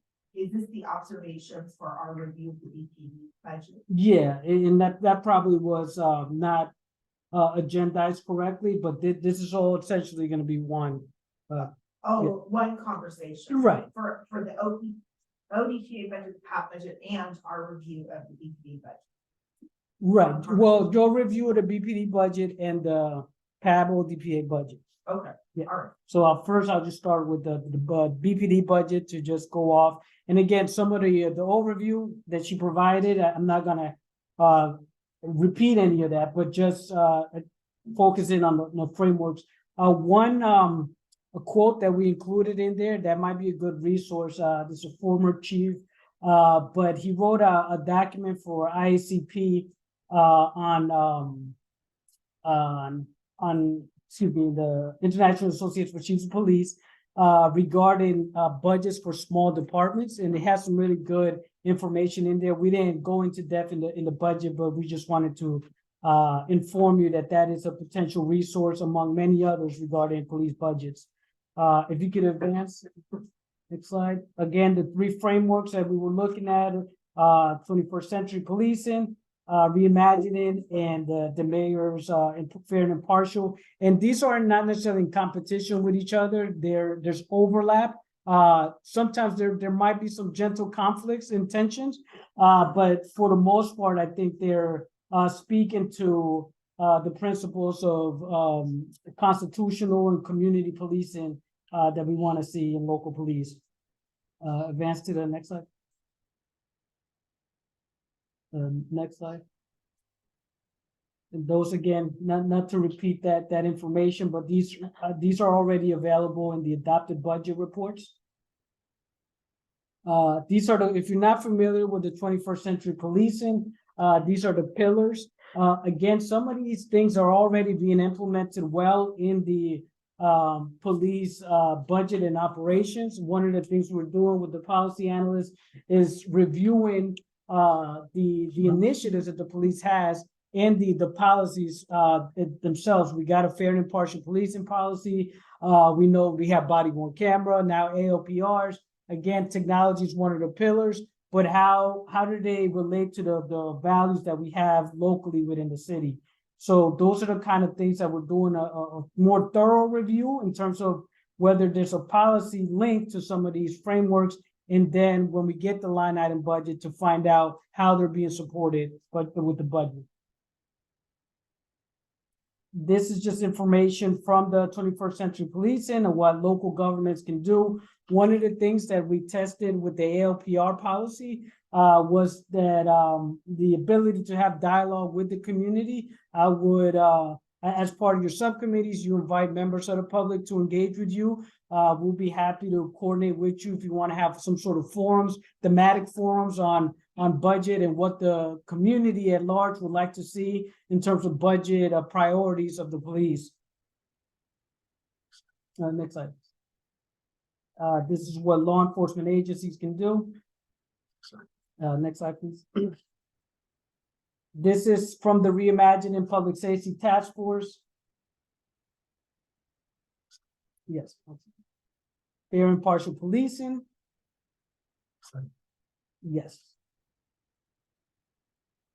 Okay. Yeah. Yes. And then in the next slide. So this is the document I was mentioning that the quote is, it comes from this particular guide budget in small police agencies, and there are other resources out there that are available that analyze how police departments can balance their budget. One of the things that there's an ongoing discussion about civilianizing and reallocating funds from that have been historically been assigned for sworn personnel to potentially non-sworn personnel. So there's a lot of body of work regarding that. And we can definitely put that in the more in-depth report that we're going to provide. And this is, I think, important and complements what the deputy city manager was just saying about what a budget document is. Is this? Did you advance to the next one? Mm-hmm. Next slide. Yeah. Oh, no, sorry. Go back. That one, yeah. Okay. That it is a budget should be or can be looked from these different ways as a planning document, as a political document, as a living document. This should be expressing or can be a financial expression of the values of the community. And all the references are on the last slide. And just I'll stop here, but to Board Member Wilson's point, and I'll ask the chair, I didn't want to conflate, but I can, or combine the discussion about the gentle recommendations we have about the ODPA PAB budget. Do you want to do it now? Or do you okay. So one, that is not an in-depth memo, as you saw. There's no PowerPoint for that. I do have some observations during my 1 year here that in some regards there's language that kind of conflates the board and the office. We are obviously we work in concert, but there's also through the charter amendment there was a vision that these two entities have their own duties, and sometimes the budget implications of that it isn't clear. Are we the staff? Are we staff of the board, or did the charter envision separate staff for the board? Some of these questions I can't answer. Maybe you have more historical background on that. But I think it does have, again, just conversations that we should consider about how our work has been impacted over the last year with the limited resources. We're going to have our vacancies be filled within the next few months. But it also, once we get fully staffed as an office, do we still have the resources? And that's something that we should consider for the next 2-year cycle. One other thing too is identifying areas within the implementation of the charter where there may be more resources. It might not be resources for us, but it might be resources for, let's say, does the board, or excuse me, does the IT department need a designated liaison for our office? We do have a lot of IT related needs. Does the HR department need some? As you saw in the city auditor's report, the city has been struggling with recruitment and retention. That has also impacted our recruitment efforts in the last year. So I want you to consider these things about not only your immediate budget needs, but also are there budget needs in the overall city organization to support your work? Sometimes we have a lag in records requests because at this time we don't have a designated person that's 24/7 or at a full-time rather working on records requests for our office. In some other jurisdictions that I've served in, DC that comes to mind, we had personnel that they were specifically for the Office of Police Complaints. When we gave them a record, they were doing nothing else but fielding out. Obviously, it's a bigger jurisdiction. I'm not necessarily saying we might need a full-time person, but something to consider as we're working out this implementation of the charter. But I'll stop there. You know, we have to see questions. Does anybody want to reflect on that, or have anything they want to ask the director about at this point? I'm to ask the director, the city auditor's report on police overtime was an award-winning report. It was, the link was provided in some of the materials that the director sent out this week. And, with regard to Board Member Wilson's question about a line item budget, I mean, I don't know how we can begin to think about the department's budget without having this information of what's spent how, in what ways. And I should know, but I don't know whether the city auditor has done a more overview. This is about overtime, but whether she's done an overview of the police department budget and what is spent, so that we can have some kind of large view. I mean, we don't want a 15-page document of, you know, every tiny thing, but maybe the city auditor has done something that would be useful for us, because this overtime report is really useful. And I would like to see if she has done something that's just a more general budget analysis of the department. Sure, I can check. I'm not aware of one off the top of my head, but I'm also relatively new to the city, so let me check. Board Member Wilson? Yeah, just a couple of thoughts. I feel like our board and maybe separately the office, and I think that relationship does really need to be clarified. We would greatly benefit from strategic planning. I feel like there's so many things we're trying to do: investigate individual complaints, review policy, keep track of major initiatives like fair and impartial policing. Now we're talking about reviewing the budget. I fear that we are not going to be as effective as we could be if we just continue to try to do many different things and establish many subcommittees and, you know, so but it's not something we can decide, like, kind of being strategically focused on certain aspects of our charter. In this sense, like, I do feel like we could benefit from a strategic planning process, and that may inform the budget for the board and for your office. I don't think we're going to do that between now and December, when it sounds like the initial budgets need to be submitted to the city manager's office, which is why I was asking about like amendment cycles. But I would like you to consider having our budget, again, I don't know if that's us or the office, include like a consulting service, facilitation services for strategic planning. Because I think we need to have some thinking and dialogue out operate to be the most effective. So We did have a retreat last year, the first one. And I totally agree with you because we get swept up in deadlines. yeah, and I'm just hearing today, like, we're gonna add many more stuff. It's not that each issue is not legitimate, Right. but it's like the impact of the way we're operating, maybe that we're losing our effectiveness. So that's one comment I have. I think it's sort of late in the game for us to be weighing in on what you do in December. I personally feel we have got to trust whatever it is you put forward, but I would like to see us engaging in a planning process next year and try to get some funding for that. And then with respect to the EPD budget, I'm super interested. I personally think this is an area we could be very impactful.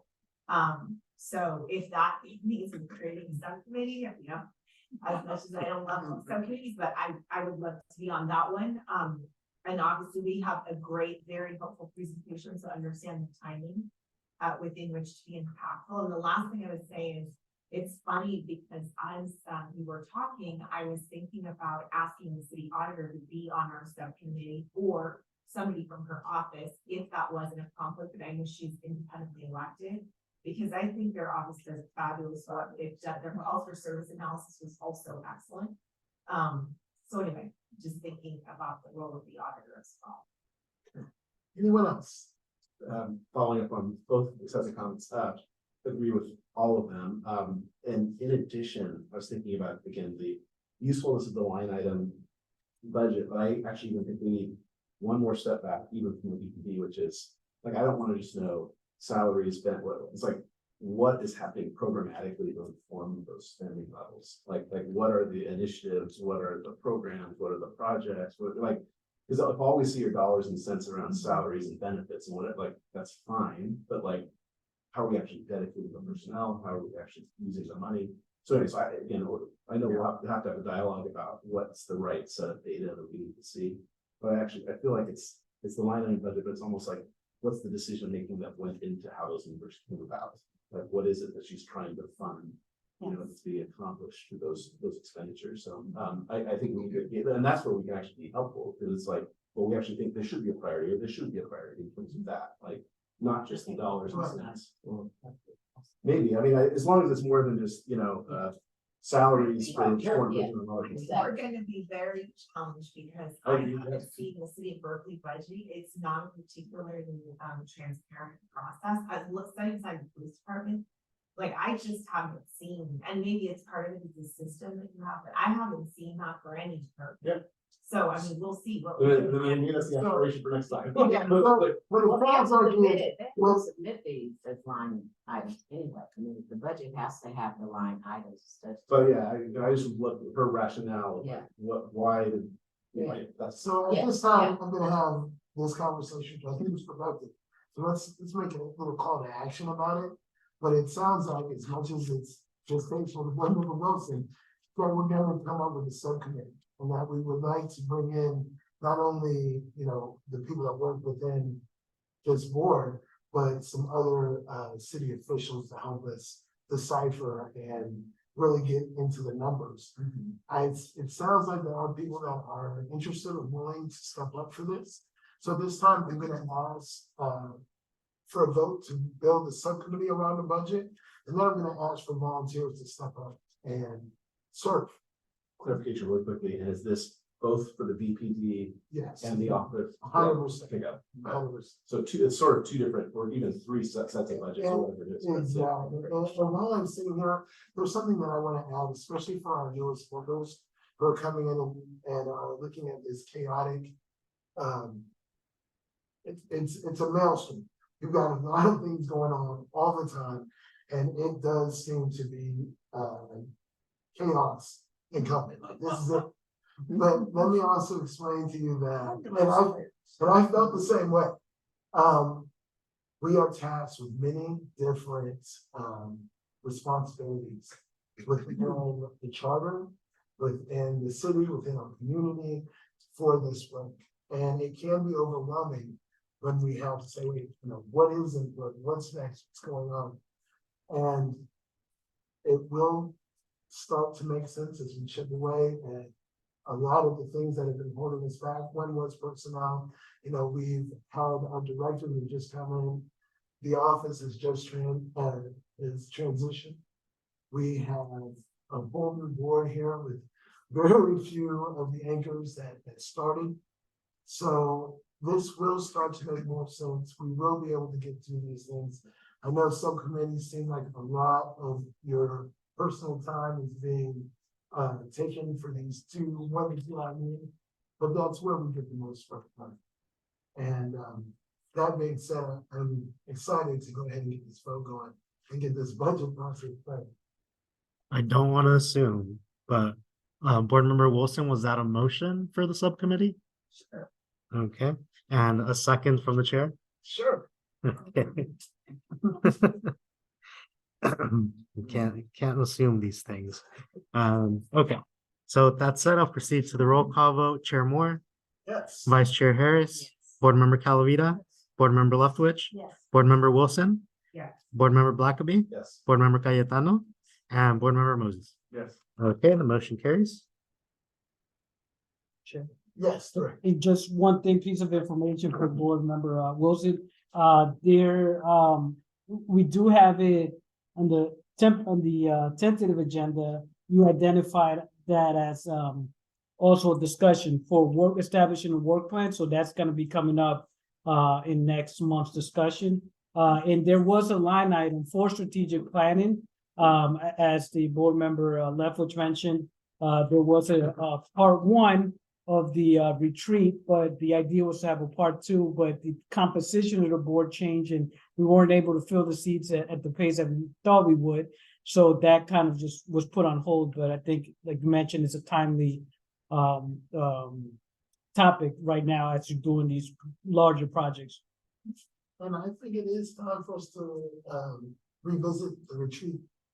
Can we put that on our next meeting agenda? Yeah, Retreat let's slash strategy Let's do it. session, Yes. get that on the calendar. Yeah. And just to clarify that there's currently 6 subcommittees you've added instead of Gus, but have not added the. And there might even be one more.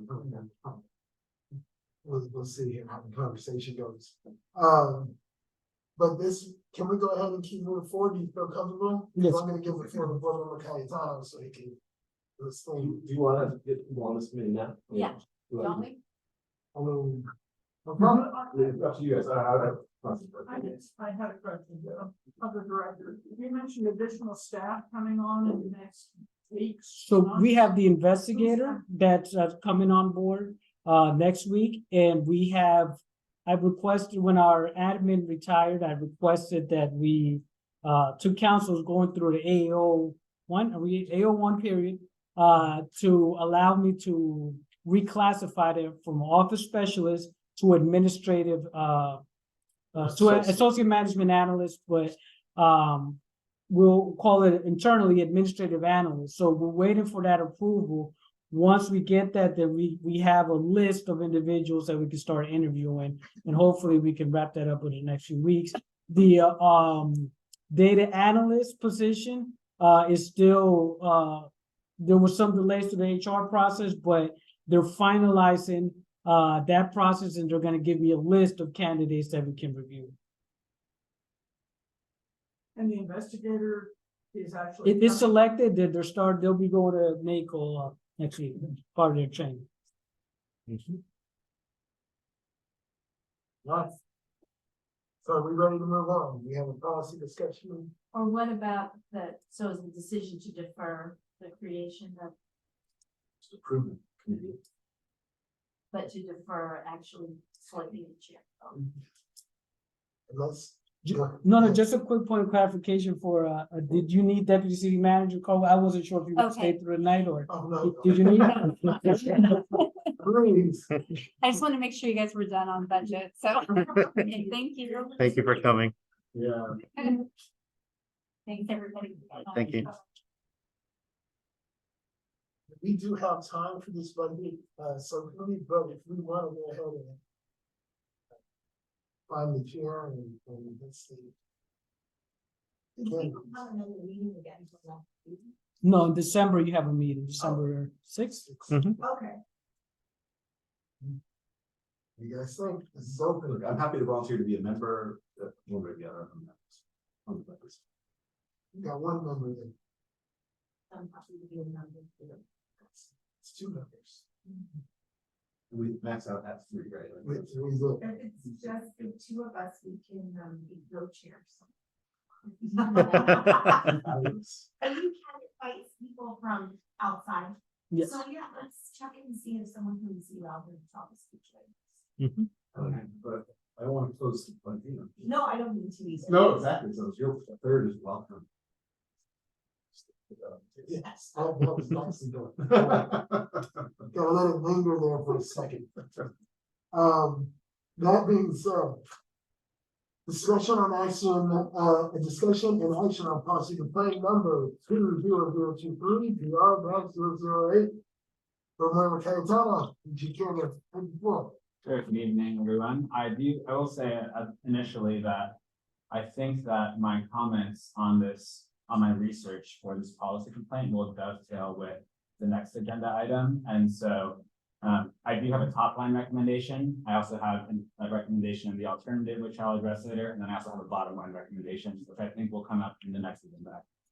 And I also have prepared written comments for the record that I will memorialize into a memo for ODPA. And I just find myself better able to articulate myself when I have them written down, especially because the board directed me to research a policy complaint that alleged very serious, or that arose out of a complaint of an incident that alleged very serious conduct. So, to begin, I'm just going to read my memo that I wrote out and solicit your comments on them. I was directed by the board to research the department's policies, practices, and procedures concerning off-duty conduct in response to policy complaints bringing the board's attention to an allegedly violent and racist incident committed by an off-duty Berkeley police officer who is still on the force.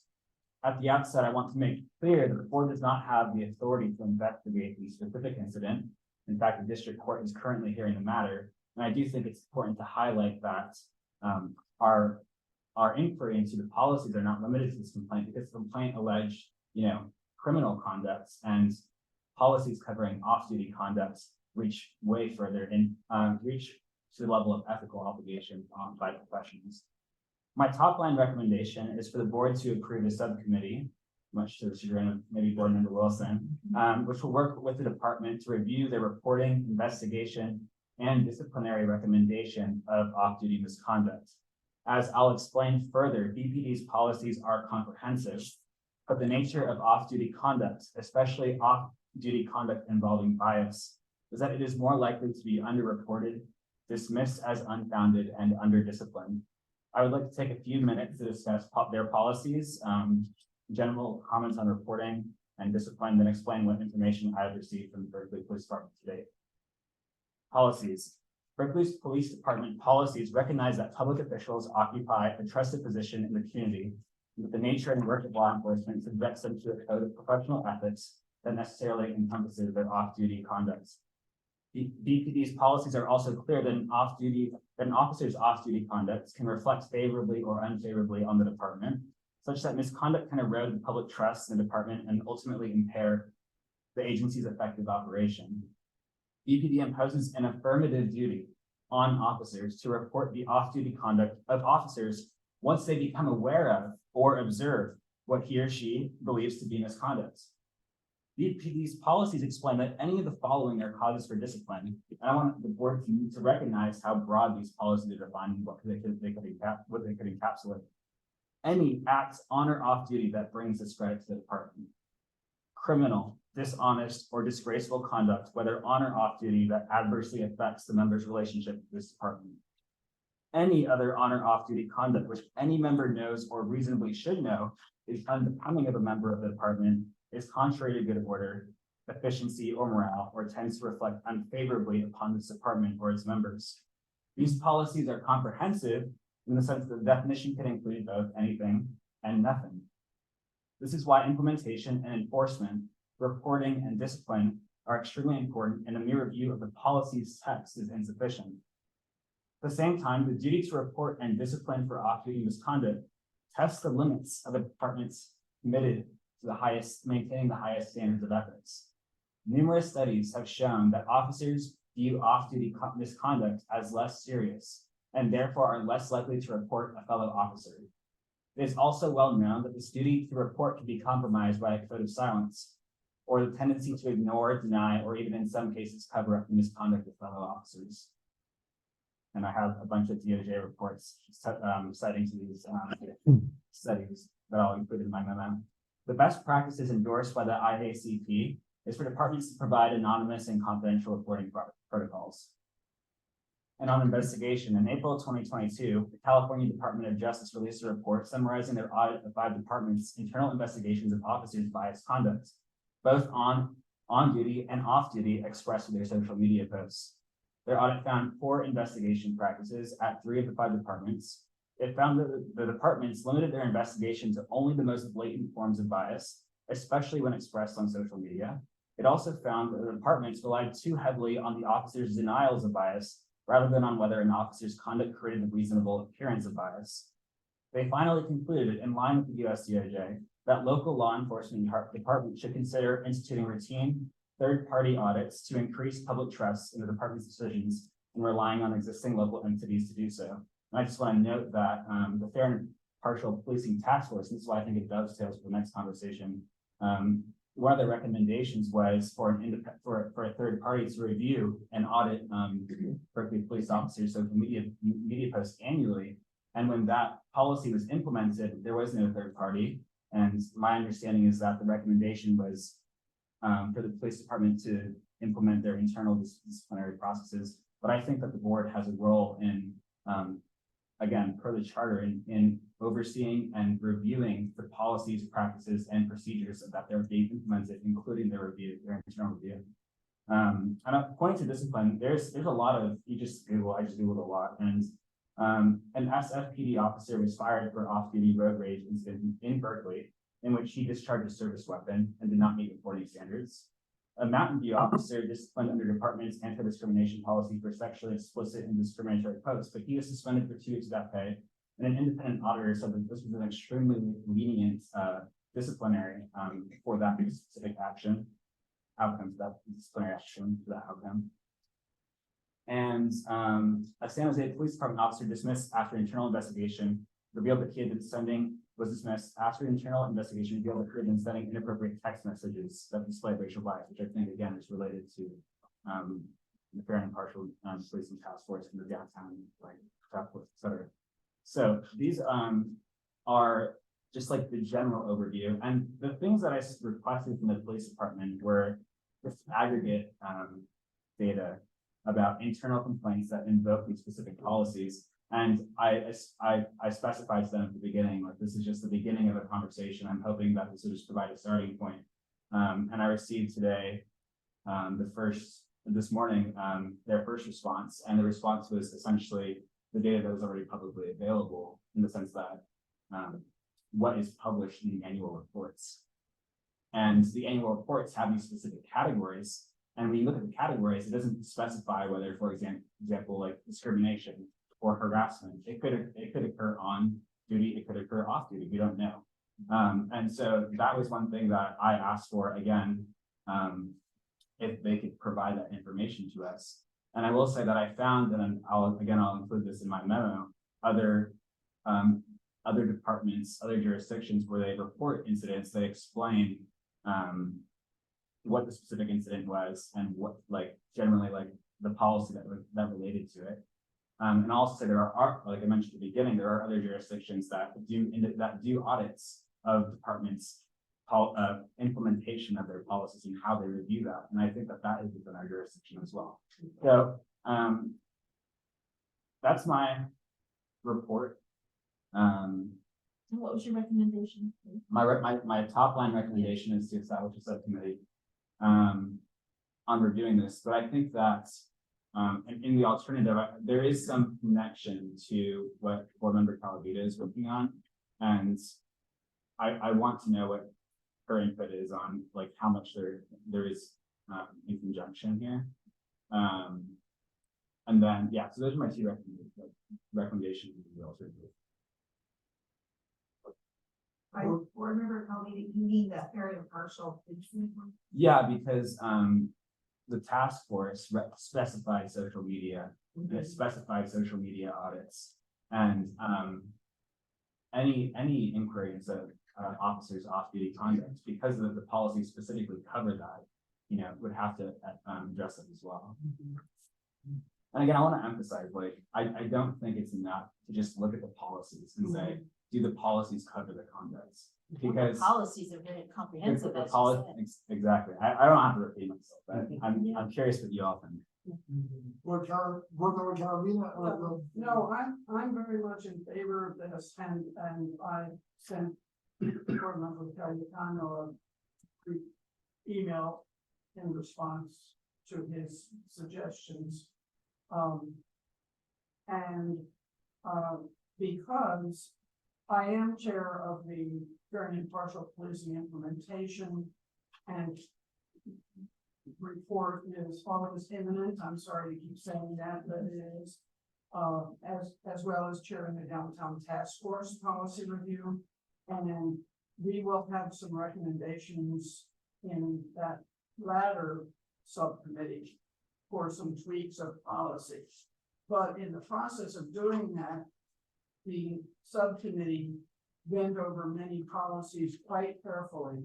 And what we found is just what Board Member Cayetano has suggested, and that is that these policies are often excellent. We're going to provide some recommend some tweaking. And they also almost always say explicitly on duty and off duty. And so we have policies that are very clear about standard of conduct for off-duty police officers in all kinds of policies. So what we need, though, is the ability to have oversight on the implementation of these policies. You know, my area of my former academic career was sociology of law and law and society, and one of their core concepts is the distinction or the categories of law in the books and law in action. And policy is one thing, but the action really takes place on the ground in the law in action. And we do not do much of that on this board, and I think we need to do more of that. And so I fully recommend a subcommittee looking at, in particular, the implementation of these policies as they relate to off-duty conduct. And so in the memo that the board member gave us, that was distributed, I don't know, a week ago or something, in which he talks about what he had requested from the department. And the last page of that are 4 requests, and it could I think that we don't need all of the information that he proposed here, but to provide us with a summary of investigations that have involved off-duty conduct, for example. And without any violation of personnel record confidentiality, we're not asking for any names but just aggregate statistics and their outcomes. Because it is in the implementation that I guess what I would say is, first, I appreciate you putting so much energy into this, and I also review what we received prior to this meeting. I think we were talking earlier about establishing a policy subcommittee. So I don't think we should establish a policy subcommittee and a subcommittee just to look at this particular policy. Maybe the policy subcommittee can start with this policy. That would be one suggestion I have. But on this question of what is the policy review process look like more broadly, because I think you also teed up that conversation. I personally think it's a bit of a stretch to say that our agency, as articulated in the charter, includes like the ability to evaluate the implementation of the policy. I'm not saying that's not needed, but I think that is distinct from evaluating a policy. It may be that we've identified another area where we need clarification of the charter, but I guess I would say the fact that the department wouldn't be forthcoming with some of these information requests doesn't surprise me, because it is different from evaluating the policy in my view. So I guess I'd say find another subcommittee, but if we're going to establish a policy subcommittee anyway, I don't think we need 2 different kind of policy related subcommittees. What we are looking at in fair and impartial is only like a fraction of this. So I don't think it should be subsumed there. I agree that what these look like needs to be fleshed out for policy reviews. I know staff sent us something last night with a bunch of samples, or yesterday. I haven't had a chance to look at all those. I just don't feel prepared to weigh in. I asked for different samples of policy reviews from this body, previous commission, and then other jurisdictions, just to help see like, what are other folks doing? Are they evaluating implementation, or what are they doing? And I haven't had a chance to review it. So I'd love to see the broader question of what a policy review looks like put on a subsequent agenda. without new materials. Can I just say, Have to review the and I material. totally support that, but can I also say that we look at practice procedure. Right, I was gonna say the same So. thing. It's we're broad. Just let me finish real quick. Yeah. We're not only focusing on the policy, Mm-hmm. the implementation of that policy is what we are also tasked with. We just have not been able to have a copacetic partnership that has allowed us to have like oversight and accountability and transparency in this. So I know we focused on policy, but please, let's not small or shrink our scope and scale. We are policy, we are practice, and we are procedure. And all of those things are important because when we engage with our community and the people that look like me, it's not the policy, it's the practice and procedure. So I just want to take it from that macro and bring it down and say, hey, we're responsible for this too. And I do understand we are getting into a ton of subcommittees, but the subcommittee with this policy is much, much more focused on going over every single road, developing why there is a difference between lexical and what can stand on. And I don't want to come in their work with this work, which I think maybe we can do within our work in the subcommittee, and maybe we bring on Board Member Cayetano. That's something that, you know, we can talk about, but I feel like the subcommittee for lexical is a whole different beast. I will say also that I did review the things that I've sent, and I have looked at beyond their review at what other jurisdictions have done. And there's a, what you'll see in the reports is in their look at their methodology section, and you will see them crying out for the departments to provide the data that they need to make their assessment of the actual policy, because they're not actually assessing the words on the page, they're understanding how those departments are implementing them.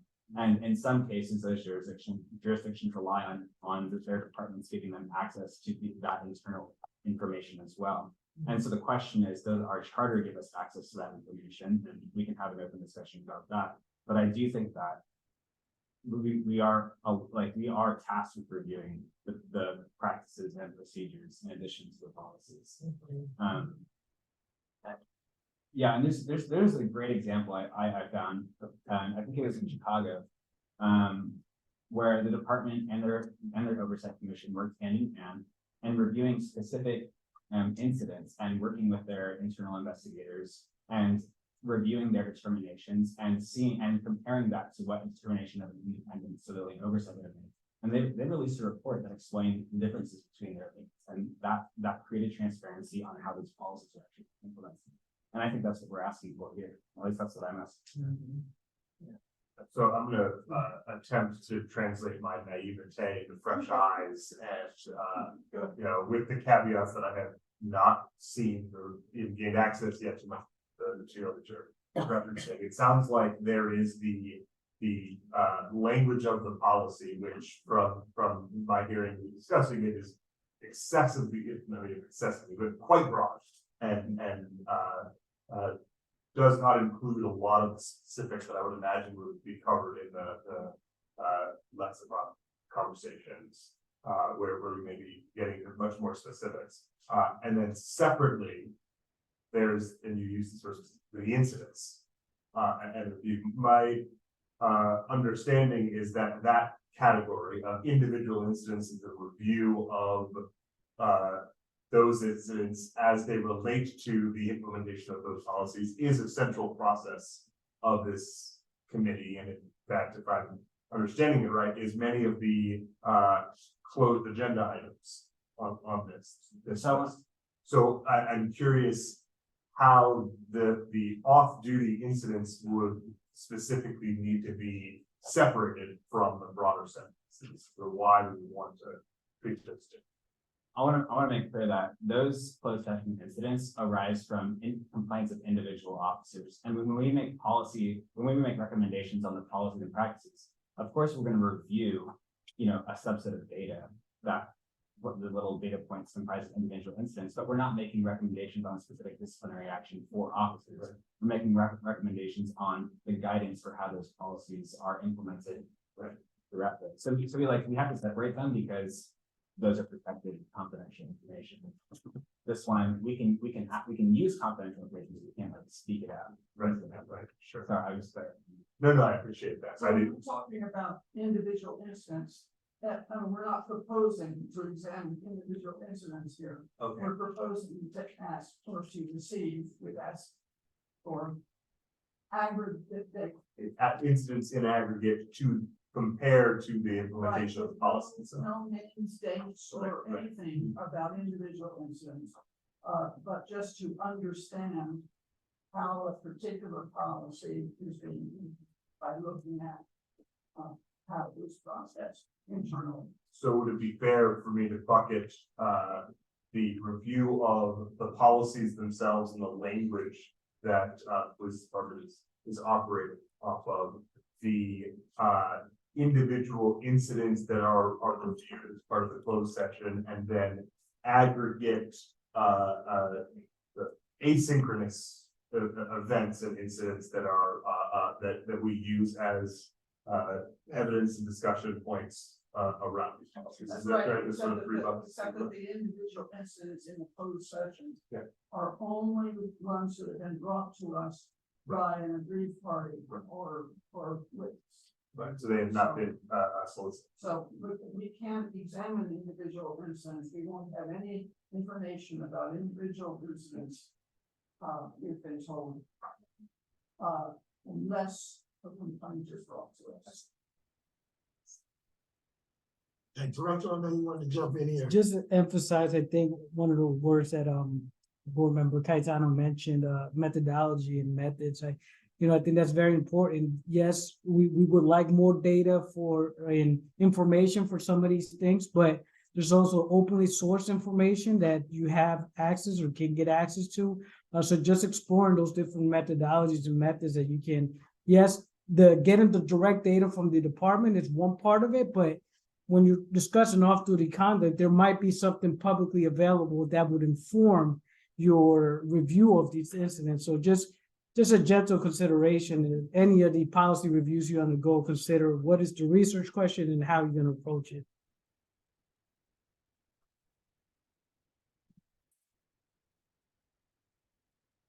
It Thank sounds like we're looking for a motion to establish this subcommittee, I think. And then I had asked that maybe we put on a subsequent agenda, the broader discussion of what a policy we should. I'll second that. Oh, I mean. Okay, I'll go ahead with the vote. What's my second? I think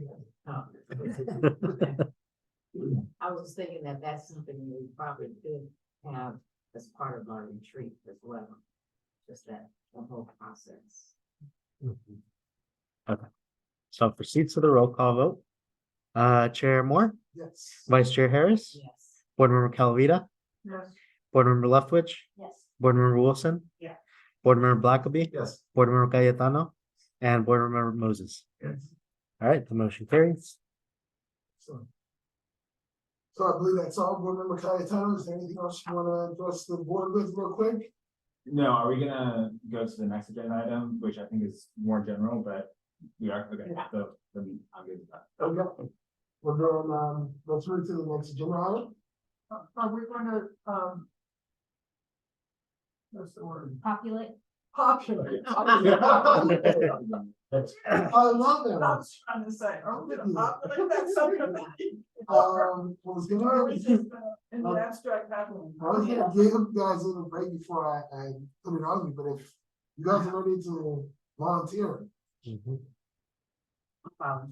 right, Vice Chair, I mean, I would like to be on it. there you go. You're the chair. Sure. Welcome, Chair. Congratulations. Thank you. Okay. All right, noted. Excellent. You've got, we're gonna talk about the allegations. And then discussion of getting number of policy review procedures, right? I think part of the, sorry, just to clarify, part of the motion was to table that item? Oh, No, I don't think so. No? Yeah, that is what I was. Oh, you want to suggesting. say what?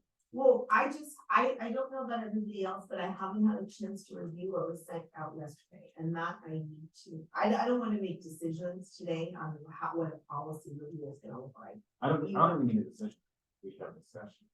Okay, all right.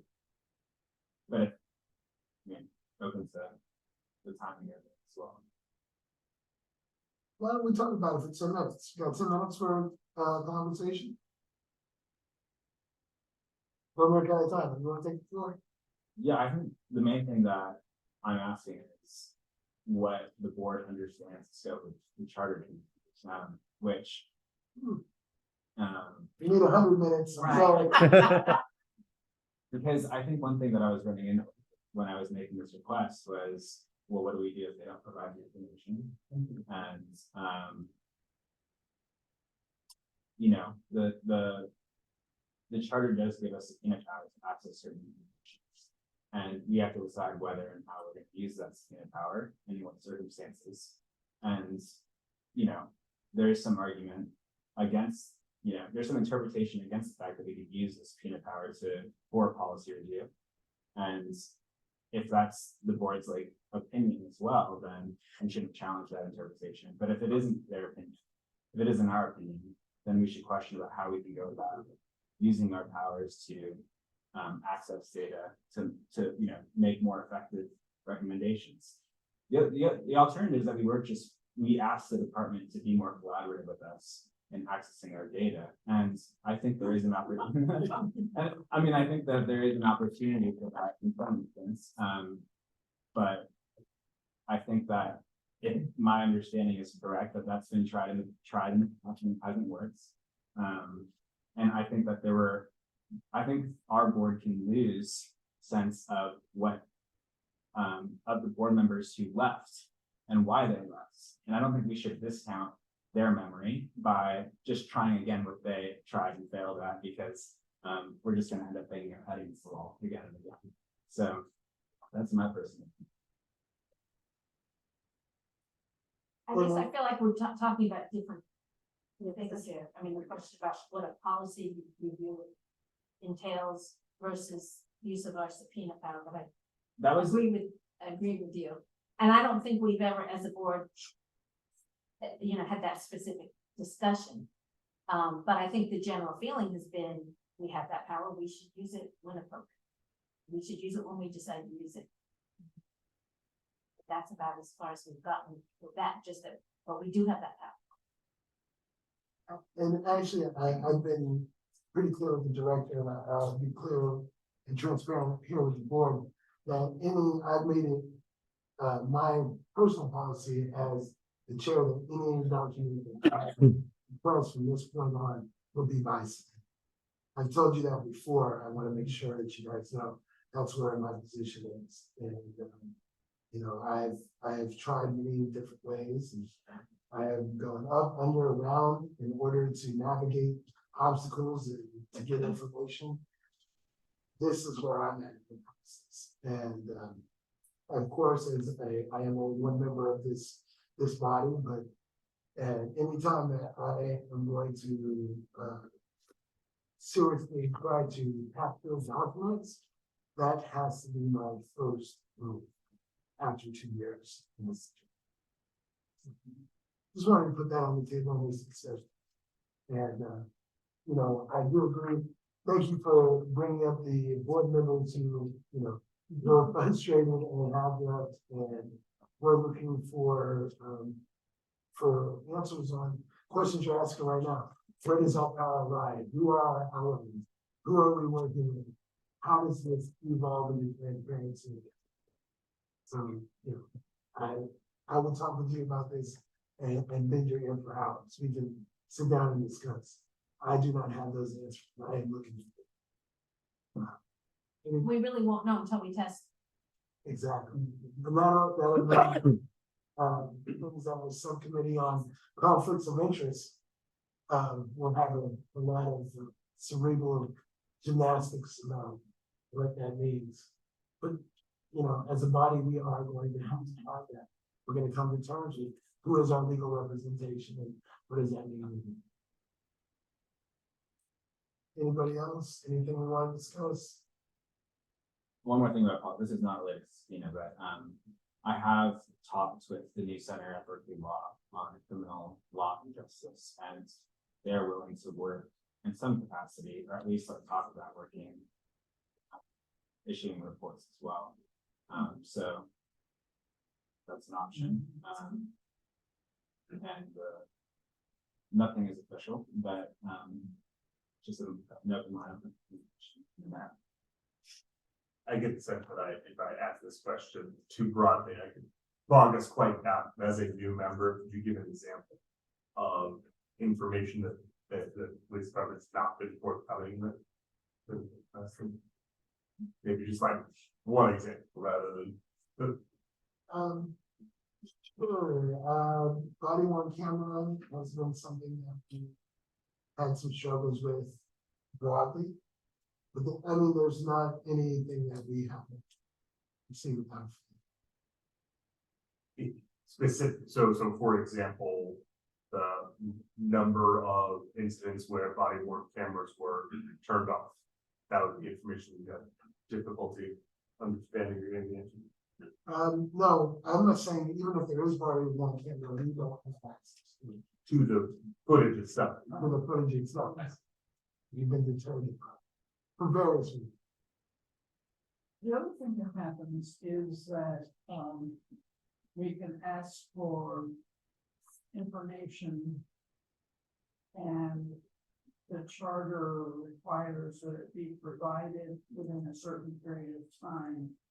And we've had repeated experiences where it takes a very long time to actually get the information that is requested, sometimes more time than what the charter says. Charter gives us 10 days, then if there was an issue. And then if there's an issue, we can go to 30, but then they have to explain to us why it's taking longer.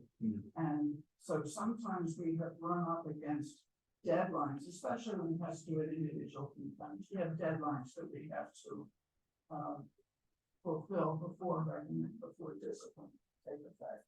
And sometimes we run up against those deadlines, sometimes because we don't have staff, didn't have staff for a while. It's just been a struggle always. And sometimes it's just the interpretation of, whether or not we're entitled to it. So we send in a request to the chief's office and before it's done, the chief kicks it back. Says With her interpretation. Can you give me an example? Everything. I mean, it was almost like the request you had, reading that, my first thought was, is it that difficult to get this data? It shouldn't be. There should be some mechanism in place where that data is easily accessible to the chief's office. You know what I mean? So it's just always a delay. It seems like it's always a delay. And sometimes the delay is because the chief turns to the city attorney to say, well, I mean, that's, and the city attorney takes a while to decide and then tells the chief. Great talk, everyone. Welcome. Yeah. Which by the way gets to the conflict of interest we talk about, because like the city attorney's advising Right. PAD how to respond while they're also advising us how to interpret the regs, so. Yeah. Right. But I do think with regard to the request that I'm not on that subcommittee about the off-duty conduct, but I do think that the request could be made in a way that makes it easier for the department to respond to, and that we might be able to get sufficient data if we don't ask for quite so much detail. So I don't know. I mean, maybe I'm just, after all these years, still hopeful. It's beautiful. I wish I Screens Well, I So, think when we do have a conversation where I feel more prepared to weigh in, I did want to address like the level of detail, exactly what we're asking for, how to ask for, as well as just this overall structure. And I think it was referenced in one of the staff materials on budget, about what our role is as a working board, where we individually go and sort of do these investigations, for example, versus other models that are more staff driven. I thought that was interesting when it was alluded to one of the individuals for Jane, because I wanted to discuss that as well. Because I do also think that how we structure our work with respect to that division of labor may also impact what we get from the department. And how we're able to institutionalize practices over time. So that is part of what I wanted to discuss when I feel I am educating myself enough to discuss. All right, this is it. Just real quick, just to the board member Moses, I think it's the situational awareness piece of where we are as a city. Sometimes we'd like the request to be done faster, but the chief was just here and she's been coming on a representative talking about their staffing and recruitment challenges, and those impact all of this work. So, and there's budget implications, all of that. So it's all related, but all right, I'll stop. There's a need for some new positions. Board members, I'm gonna give you the floor I will now. be extremely brief, because I know we've had a lot, we got more to do. So, my recommendation, it's in the packet. And let me just give you, again, I'm a relatively board member. I don't know how this would work in the past, so feel free to educate me and redirect me if this is a little bit off. But basically, I spent some time with the director last week. I know, one explicit part of our mission is to sort of head up and be responsible for our accommodation program. It's both in the charter as well as in our standard. And philosophically, I thought more about this, right? I kind of felt like to be an effective oversight body, we need to lean into, and we are doing a good job, and we know we need to do more on reviewing complaints and being critical and asking for the department to do things better. But I also think it's important to lift up positive examples and say, like, we want you to emulate this. Like, we think this officer did an amazing job responding to this. And I think it's important for us both to have some carrots and sticks in sort of our toolkit. And I see this as a little bit as more of the carrots. And by the way, I know this is an abrupt switch from the conversation we've just been having, and so I completely recognize that. Maybe part of it's also my personality, which is like I think this part's important, and it kind of resonated with me. I also know if you look at the bulk of the documents, because the director and Jose used to kind of assemble us for us. There's a ton of material here. This is 2 quarters worth of kind of commendation flow. That's 154. And I don't think it's practical for the full board to like weigh in on this stuff with the regularity that it requires. So my sense was, and by the way, you'll notice there's a wide range of stuff. It's everything from, hey, thanks for coming to the school show to, oh my God, this officer saved my life, right? And like, someone needs to help kind of go through that and characterize it. So, so I just put together, I don't think this is that intensive, but it's more just like, let's put a structure in place to make sure we don't miss this. And then at least on a quarterly basis, we're dealing with it. And it's basically, the staff is collecting all of this, they're categorizing all of this. Before it comes to the full board, have a couple of board members make some recommendations and sift through them and lift a few up that we want to highlight, and actually formally from then come to the full board with those recommendations, and then we get easier before that. I don't think this is time consuming on a regular basis. I think this is probably like one subcommittee meeting a quarter to kind of go through that batch, sifting through, come up with 5, bringing the board, put on the agenda. Anyway, I think it would be a more effective way of dispatching and handling this responsibility. I'm also happy to volunteer to kind of be a part of that. So that's the memo. And again, I know it's definitely kind of some code switching from where we've been spending our time to this. And I so fully recognize that. But I also do think it's important to sort of give, and highlight and recognize good examples. Even if it's not a 50-50 thing, but at least part of our time. So that's my. I agree completely, and thank you for doing the memo, and agree. Right, our system has been very cumbersome and inefficient for years, so it's great. Will you be the subcommittee? I'm happy to. Well, I'm involving myself and with any other folks. And I'd say the director also, I thought, made a useful suggestion, but this is might also be a place where we might want 1 or 2 members of the public to kind of sit. Like, I think that's sort of a nice gesture that this is it's the board, but it's also as representatives of the city of Berkeley. So this can be also a place where we see that distinction as well. And we sort of discussed that the last time around, splitting this thing up, right? It was very loose. It was Yeah, very we loose. did discuss that. Yeah, board member Baggy put it together. I think it's great work. That's perfect. I love emotion on it. Yeah. I'll wait for a motion. Yeah, I'll say. To have a committee. Okay. To more than have a committee to adopt the process outline in the memo. I'll second that. I'll second. A lot of seconds now. Okay, I'll just go ahead with the roll call vote. Chair Moore, Yes. Vice Chair Harris, Board Member Calavita, Yes. Board Member Leftwich, Yes. Board Member Wilson, Yes. Board Member Blackaby, Yes. Board Member Cayetano, and Board Member Moses. Yes. Motion carries. So sorry. Thank you. Yeah. And my impression, I guess it's maybe obvious, but are these not confidential? In other The, words, a public member could read all of these. They have been, historically, private. that's been the practice, yeah. Yeah. Mhm. Sign. and I'll just note it for the record, some of them in instances where there was information that may not be public, they were censored. Yeah, yeah. Or That was redacted, enough. I mean. This, Yeah. I did review and have some Great. suggestions, so I'll send them to you. I haven't, so glad you did. Okay. Yeah. The two of you are the subcommittee. So far. Okay. I'll send it. I'll send it. Okay, the three of us. Huh? We have three. Okay. Awesome. Inside the table. I love it. All right, So, wonderful. That brings us to agenda item number 10, which is public comment. okay. Sounds good. So we will now proceed to public comment. Are there any members of the public who are physically present and would like to speak? Okay. And 3 minutes on the clock. Thank you so much, and I really appreciate the work you're doing. And I know that you don't have conversations with people in public comment, nonetheless, I actually have two questions.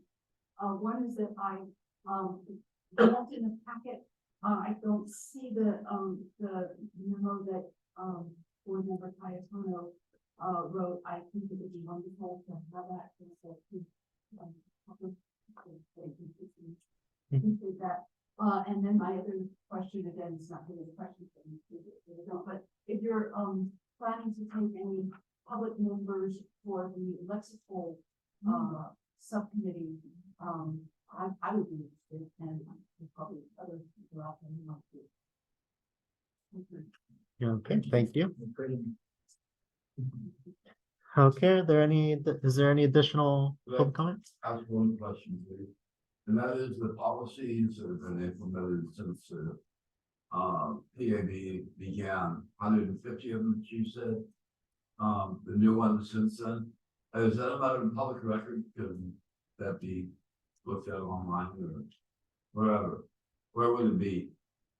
Manager? Where would it be? Go ahead. So yes, the Berkeley Police Department, I could actually briefly pull that up.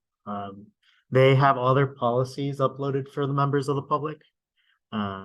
Here, Berkeley. He's probably asking about the list, the most recent list. They, so they're actually required to have the most recent list. They wouldn't necessarily be able to see the red line changes, but you would be able to see the policies. Okay, that's cool. And I could actually share it with you afterwards, where that you could find that information. Thank you. Of course. Okay, is there any additional public comment? Okay, and I'll proceed to our folks who are joining us remotely. Okay, so Chair, we have one speaker. I will now grant them permission. Okay, Victor, you have been granted permission to speak. There's 3 minutes on the clock. Yeah, hi. My name is Apostle Victor, and I'm gonna be very brief. I'm very thrilled and I'm very happy of what the board is doing. All right, but of recent I'm really concerned about the security threats. All right, in the US, of which I sent an email as regard that effect. So Also, because of security, I wouldn't be going into details verbally. So I would love you to check out the email that I sent to you. All right, and let's act on that. All right, it concerns security threats of what is currently happening now all over the universe. All right, it's something that should be taken very seriously. All right, wars should not be encouraged. Peace must be established. All right, so thank you. That's all I have. Yeah. Thank you. Okay, Chair, and with that, that was all of our public comment. I'd like to thank the public for participating. At this time, we move to agenda item number 11, which is closed session. And for the members joining us remotely, you may remain on the webinar. We will return after the end of closed session for those physically present. If you'd wish to remain, we do have a separate room where you could join us in. Other than that, we'll now be going into closed session. All right, we're live. Excellent. That brings us back into open session and agenda item number 11 is to be going what happened in the session. There has been a hearing scheduled on case number. Case number? 6. 6. And then I need a motion to adjourn. So moved. Second. Boom. Thank you all. Have a good evening. Thank you. Thank you guys.